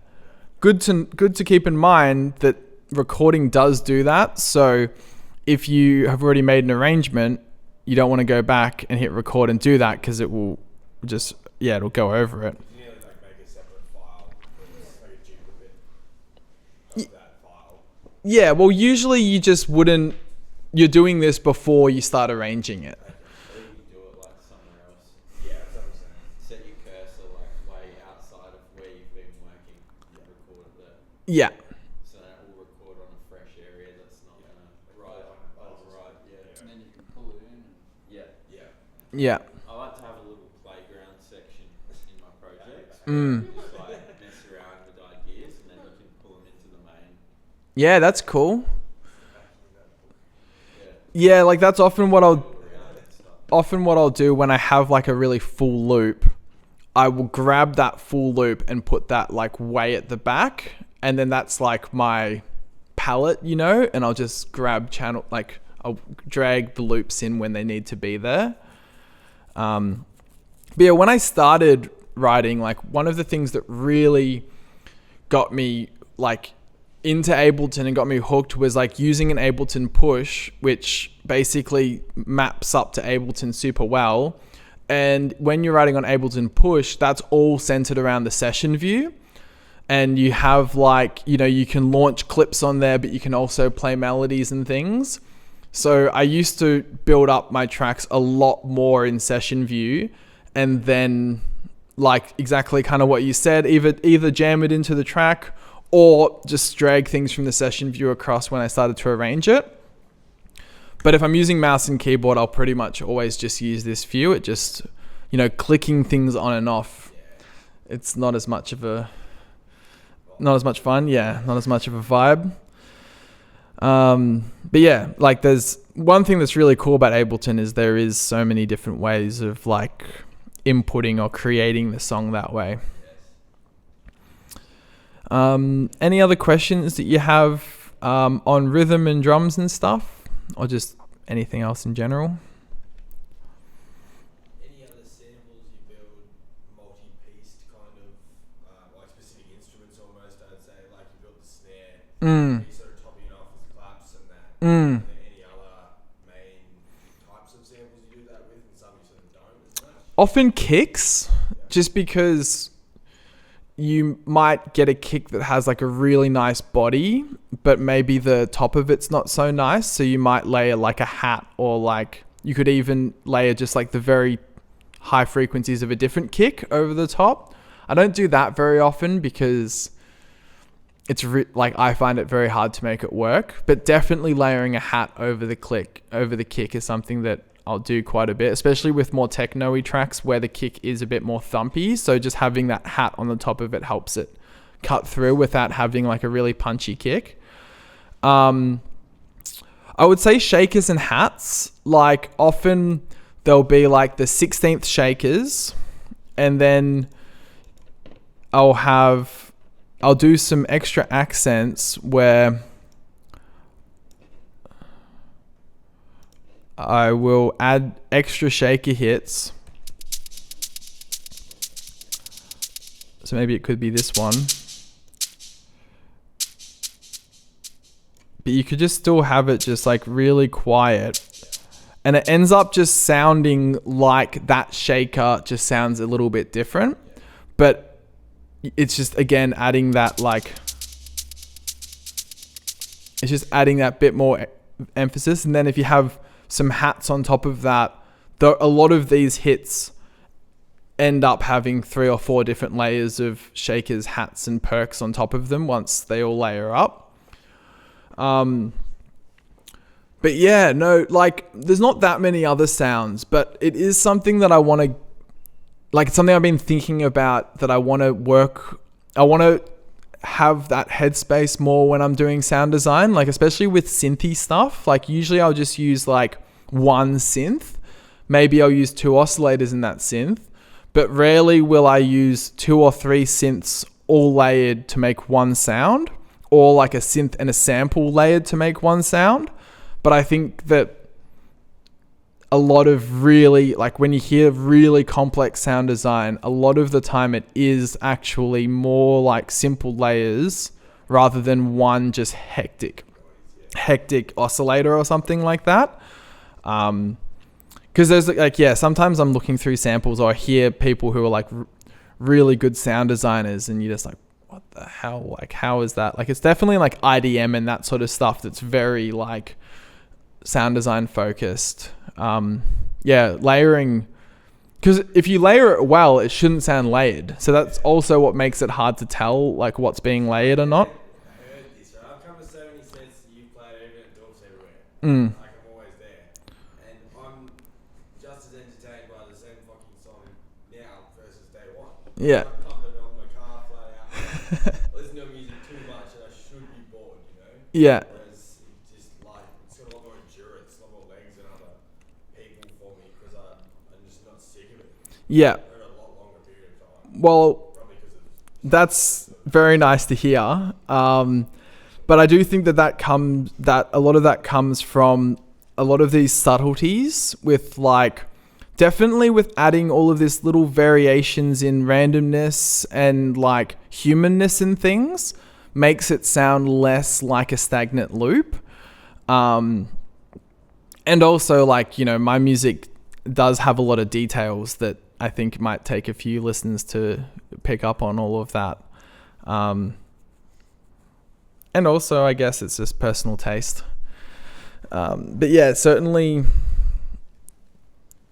I like to think about it in this way of like definitely to wrap up the samplers lesson is like samplers are like synths, but because the oscillator is a sample, instead of just finding a new sample to put in that simpler, find something else that you're already using in the track and then put it in a simpler and make a new sound with it. And then that way you get this effect that like you're not increasing the amount of textures, but you're increasing what you're doing with them. And I think that really helps to add to that like organic and just morphing like feeling of my music, like where everything feels like it's morphing into each other. It's because a lot of it's made from the same thing, but it's just done in different ways over and over again. Yeah. Do you have breaks from your music? Like, do you step away from it for a while? From writing? Yeah. I guess I go through, like, not really, unless I go away or something.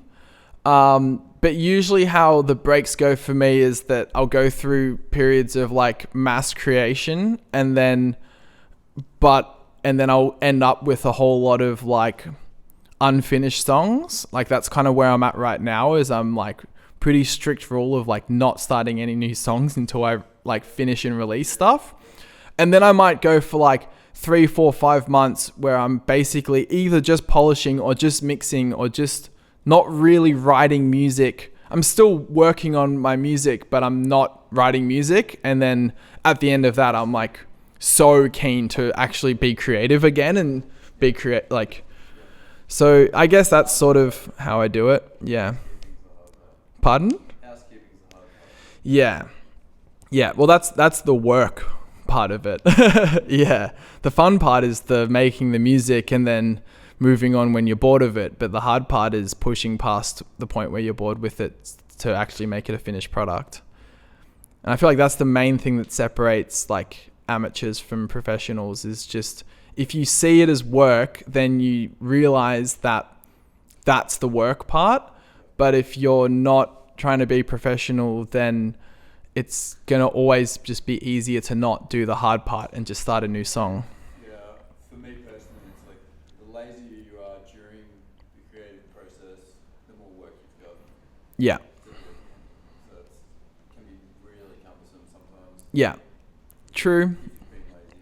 And also, it's hindsight. It's so much of it is hindsight. Like some songs, I'll try something new, and then I won't realize why that's a mistake until I try and mix it. And then like there's just one sound that like really doesn't fit well, or like it's impossible to make everything balanced.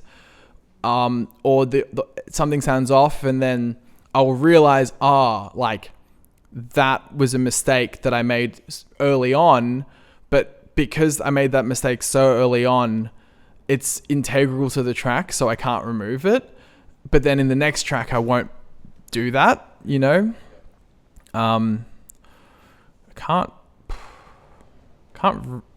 The only example that comes to mind with that, which I'm sure there's a lot of better examples, but I was trying really hard. I was trying to make instead of like having a bass note for my bass, in kick 2 you can make your kick, but I had the kick going for the entire beat, and the kick finished, and then it turned back into the sub part, because I was like, then my kick and my bass are perfectly phase aligned, and all I'll do is I'll just layer a little pluck on top of that, and it will sound like a kick and bass.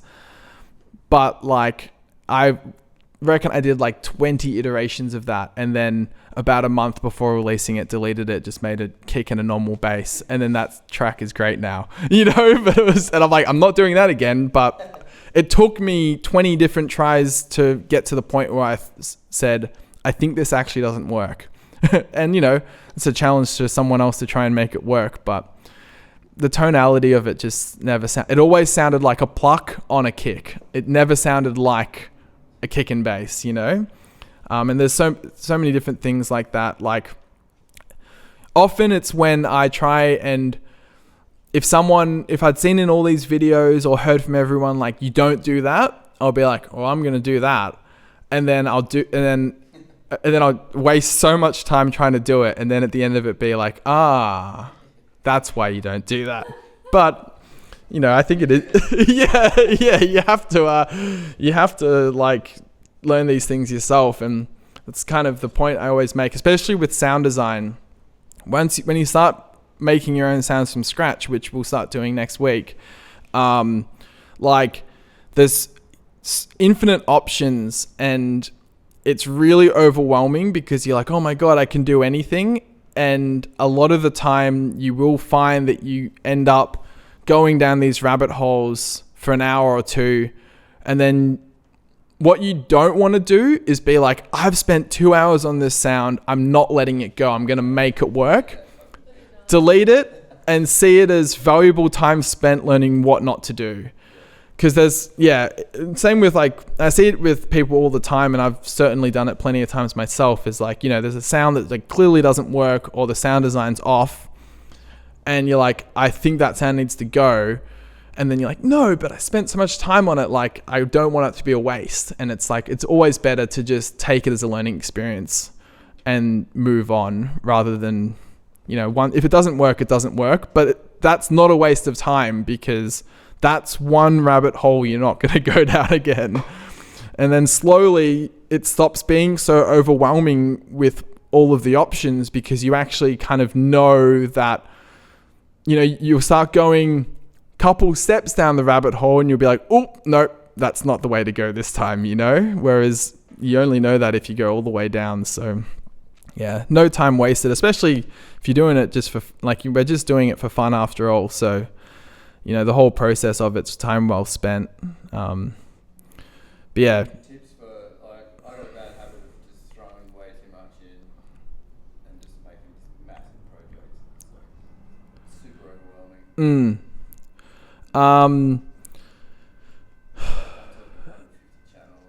Listen to those channels and see if you can hear, if there's stuff there that you can't actually hear, like with things overlapping, you just get rid of it. Like if it's not making a meaningful impact in the track, just get rid of it. That's what I do. Like, I've only got one track out at the moment, but all my recent projects this year has been like learning to let go of stuff that's not actually necessary in the track. Can't even hear it half the time. Yeah. Or it's making Sometimes it gets lost, and like I was definitely guilty of just throwing things in there. Oh yeah, I'm a shocker. Sound good, but I'm a shocker. Like, oh, that sounds good. Move on. Next. Yeah. What else can I put in this fucking thing? Yeah. Before I know it, I've got 150 tracks and like all these tracks turned off and all this shit that I haven't chopped up yet. And like, so turn them off sort of one by one. Do you notice a meaningful difference? If you do, keep it. But if you don't, get that's a rid good of it. tip. Yeah, I'm also a huge culprit of that. And that's where I'm like, for me, actually, like writing like sci-tech stuff has been like a big practice in trying to be a bit more disciplined with that.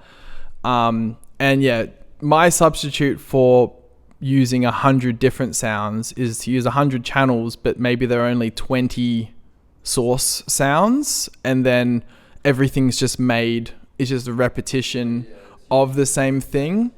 And then Just like me fucking around with sounds and making them different. yeah. Yeah. Well, I guess, Tasty real quick. yeah. Like, yeah, grouping can really help with that. I don't know. I could give you some advice, but it's not necessarily advice that I follow. So Yeah, well, I mean, some of the best sounds I think I've come up with is only when I do that. Yeah. When I throw the shit at it. yeah, And then it's like finally you find this gold amongst there. And then you think, what a mess. And you think, well, I never would have found those sounds. And so, yeah, and like that. what I have found that has been the best way to continually be creative is to go through kind of phases of like radical creativeness, which would be like, let's just throw heaps of stuff in there, but then be ruthless with editing it. So like you put heaps of stuff in, because I find that if you're criticizing yourself while you're creating the sound, it's not a good headspace to be in. Like if you're like, oh, maybe this doesn't work or whatever, like it's better to just be like, yes, I love this sound, I'm going for it. All right, another sound, I love this sound, I'm going for it. And then do all that in one session and just have the floodgates open. And then in the next session, be like, okay, this session I'm cutting. And then, yeah, just ruthlessly cut things or get rid of anything that doesn't need to be there. And it's like, if you can be totally free in adding stuff and also, but not hang on to it when you need to cut it out, then that's for me. Like I always go too much, and then take a bunch of it away. Oh, it needs a little bit more, too much. And it's the same with like, Started doing that more now. not just adding sounds, but EQ and reverb. It's always this pendulum swing of like, you know, you're kind of pendulum swinging into the perfect spot, you know? And the closer your song gets to finish, the more like the more subtle that is. And then eventually you have to call it at some point. It's never totally finished. But I find it with mixing, you know, like I'll be like, oh, okay, that channel's like, I'll listen to the track a few times, go back in the studio. That channel's a bit loud. I'm going to turn that down. That channel's a bit quiet. I'm going to turn that up. And then I'll bounce it, and then I'll listen to it a few more times. Like, oh, that channel's too loud now, or blah, blah, blah. And, you know, it's slowly, never is just like first shot, you know? But yeah, I don't know. For me, I feel like if I think too much about what works and what doesn't when I'm adding it, then I end up getting some paralysis and I can't think of what to do because I feel like I'm just going to ruin it. But if I just think like, I'm just going to go for it and then take it away, it's a lot easier to take stuff away if you have too much than to add. Especially when I was talking like earlier about how in different sessions, you're going to have different ideas. If it's the first session on the track or the first couple sessions, I want to add as much as possible. Like there's definitely going to be channels that I don't end up using because then I've captured as much of that headspace as possible. And then in 2 months' time, I can easily go, that doesn't work.